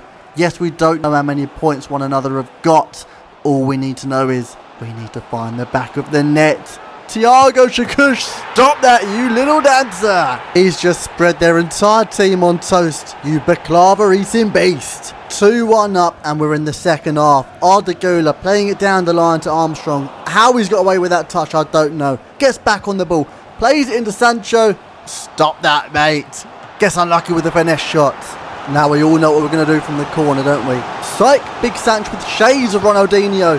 floats the ball into the box, and Sinclair Armstrong says, yeah, that's all mine, thank you, mate. And then he runs over to Toby Bowden. We haven't forgot about you, mate, we just can't get you in the team. 60 minutes on the clock, 3-1 up, a 2-goal cushion. The boys have definitely stepped up to the plate. We are ready to play and we're ready to win the Premier League title. Sinclair Armstrong cutting inside, taking the scenic route round the defence, and then he blasts it into the top right corner. Leighton Clarkson, didn't know you were that strong, mate. With the game seemingly over before it even began, we make sure to get our day ones onto the pitch. And they make sure to let us know how they feel about rotting on the bench. Callum Morton with the 1-2. A lovely ball into the box, and who steps up with the goal? With the knockout punch, it's Toby bloody Bowden. Bowden is a dancer. Sancho, you're the answer. Salford scoring everywhere. Don't worry about that near post strike from De Ketelera, or however you pronounce it. JT, just brush it off, mate. We're 5-2 up, and now we're just waiting for the final whistle to blow. That is it. Music to my ears. The soul of Salford are in utter shock, and Sinclair drops to his knees as it dawns on everyone here at Salford City that the Ammies are lifting our first ever Premier League title. Man City clearly couldn't catch up with us, and we don't care. Thiago Chakush wearing the armband, our first signing as gaffer, now the first one to lift our first Premier League trophy. Champions of England, lads, come on! I can't believe it! Thiago finished top bagsman in the league. Love that from you, mate. But we're not finished yet. We've got a Champions League final to look forward to. That's if PSG have anything to say about it. Their man Garnacho, top bagsman, but Thiago and Armstrong are just 2 behind. In their current form, they've got a couple of goals in them. This is how PSG are lining up. I mean, it's a cracking team, isn't it? But does it compare to our 4-1-2-1-2? I'm not too sure. But for potentially the last time this series, our starting 11. Armstrong and Thiago up top. Sancho in the hole. A midfield trio of Gula, Clarkson and Mainu. Bradley and Borza at fullbacks. Colwell and Branthwaite at centre-back. And JT in between the sticks. Ladies and gentlemen, the Champions League final awaits. One shot, one opportunity to secure everything we've ever wanted. Can we capture it, or do we let it slip? With the victory comes immortality here tonight. Let's not keep our destiny waiting any longer, shall we? Oh, Thiago, stop that! You're making me weak in the knees, boy! An outrageous first attempt from our captain, but what's this from Mbappe? Oh, JT coming in with the slides. Borza manages to clear it just the other side of the post. He wasn't taking any chances. And now it's our resident pace merchant. 99 pace, he's got Sinclair Armstrong. The defenders have no chance. A step over inside and a finesse shot into the side netting. Come and give me a hug, boy! I knew it would be one of those two to open up the scoring for us. Branthwaite shutting down Mbappe. You're going to have to try harder to get away from our defence than that. Cowell coming in with the side, and it's Jared there again cleaning up the scraps. Thiago to knock it down from a long oof up top. It's Sancho on the ball. Now what does he do? A little flip flat. Sinclair Armstrong has got the brush of the Brazilian on him. Plays it through the Borza, and he just fluffs his lines with the cross into the box. I'm not sure what that thing was. Vitinha slips it through to Chukwueze. Borza's out of position, so Cole's coming to shut him down. The only thing is he's voided his position at centre-back, and now Mbappe can slot it through to Vitinha, who was in the empty space. A wonderful counter-attack from PSG means that we're now level going into half-time. Oh, hang on, that's not the half-time whistle. We've got a free kick. Thiago steps up from the angle and that's crossed the line. Nah, ref, that's crossed the line. Oh, you dirty little stop out, Donnarumma. That would have been a cracking way to score our first free kick with Salford City, but just wasn't meant to be, was it? Bradley and Clarkson linking up. He plays him through. The Northern Irishman floats the ball into the other Irishman, and Donnarumma's got no idea what's going on there. Big Sancho on the ball now. A lovely turn from Thiago, and he's bundling his way through, but he just clips the shot wide. 83 minutes on the clock. We're going for it, lads, but Thiago's caught offside. It was a late ball from Sinclair. They're trying to launch one into the box from the free kick, but Mainu's there to snuff out with the header. Sancho gets something on it, and then Thiago Chakush pickpockets Bella Kotchap. As time stands still for Thiago, his mind races on how to get the shot off. Does he take it round the keeper? Does he slot it left? Does he slot it right? No, he knows what to do. He's done it time and time again for Salford, and with ice in his veins, he dinks Donnarumma to score what should be the winning goal in this Champions League final. Our first ever signing, our club captain, has put us in the lead. 2-1. And with seconds left on the clock, Clarkson takes out the man, and the final whistle blows on not only this Champions League final, but perhaps just maybe our time at Salford City. Because lads, as Thiago steps up to the podium and puts two hands on the trophy, it's official. We have won the Champions League with Salford City. Can't wait to shove that in the trophy cabinet. Lads, we've done it. I don't know what else there is to say. Official confirmation of our Champions League win. And as we have a look as well, the double by 3 points as well. We didn't look at it properly last time. Thiago Chakush, outstanding as always. I've actually done the tally for his entire time at Salford City. In 373 appearances, he scored 244 goals and got 99 assists. I've also done Sinclair's 388 appearances, 207 goals and 80 assists. They are the soul of Salford City. Don't you worry, I also did Callum Morton's. Yes, he's not as prolific as Thiago and Sinclair, but he is the heartbeat of Salford City. 239 appearances, 55 goals and 32 assists. I mean, he tried, bless him. Over 8 seasons, I don't think 6 trophies is too bad. And 241 wins out of 458 games. What's that, like a 52% win ratio? It's pretty good. But just look at this team. Look how far we've come. I can't see a weak spot in any single position. But I think it goes without saying that we wouldn't be anywhere near as good as what we are without these two in the team basically playing every single game.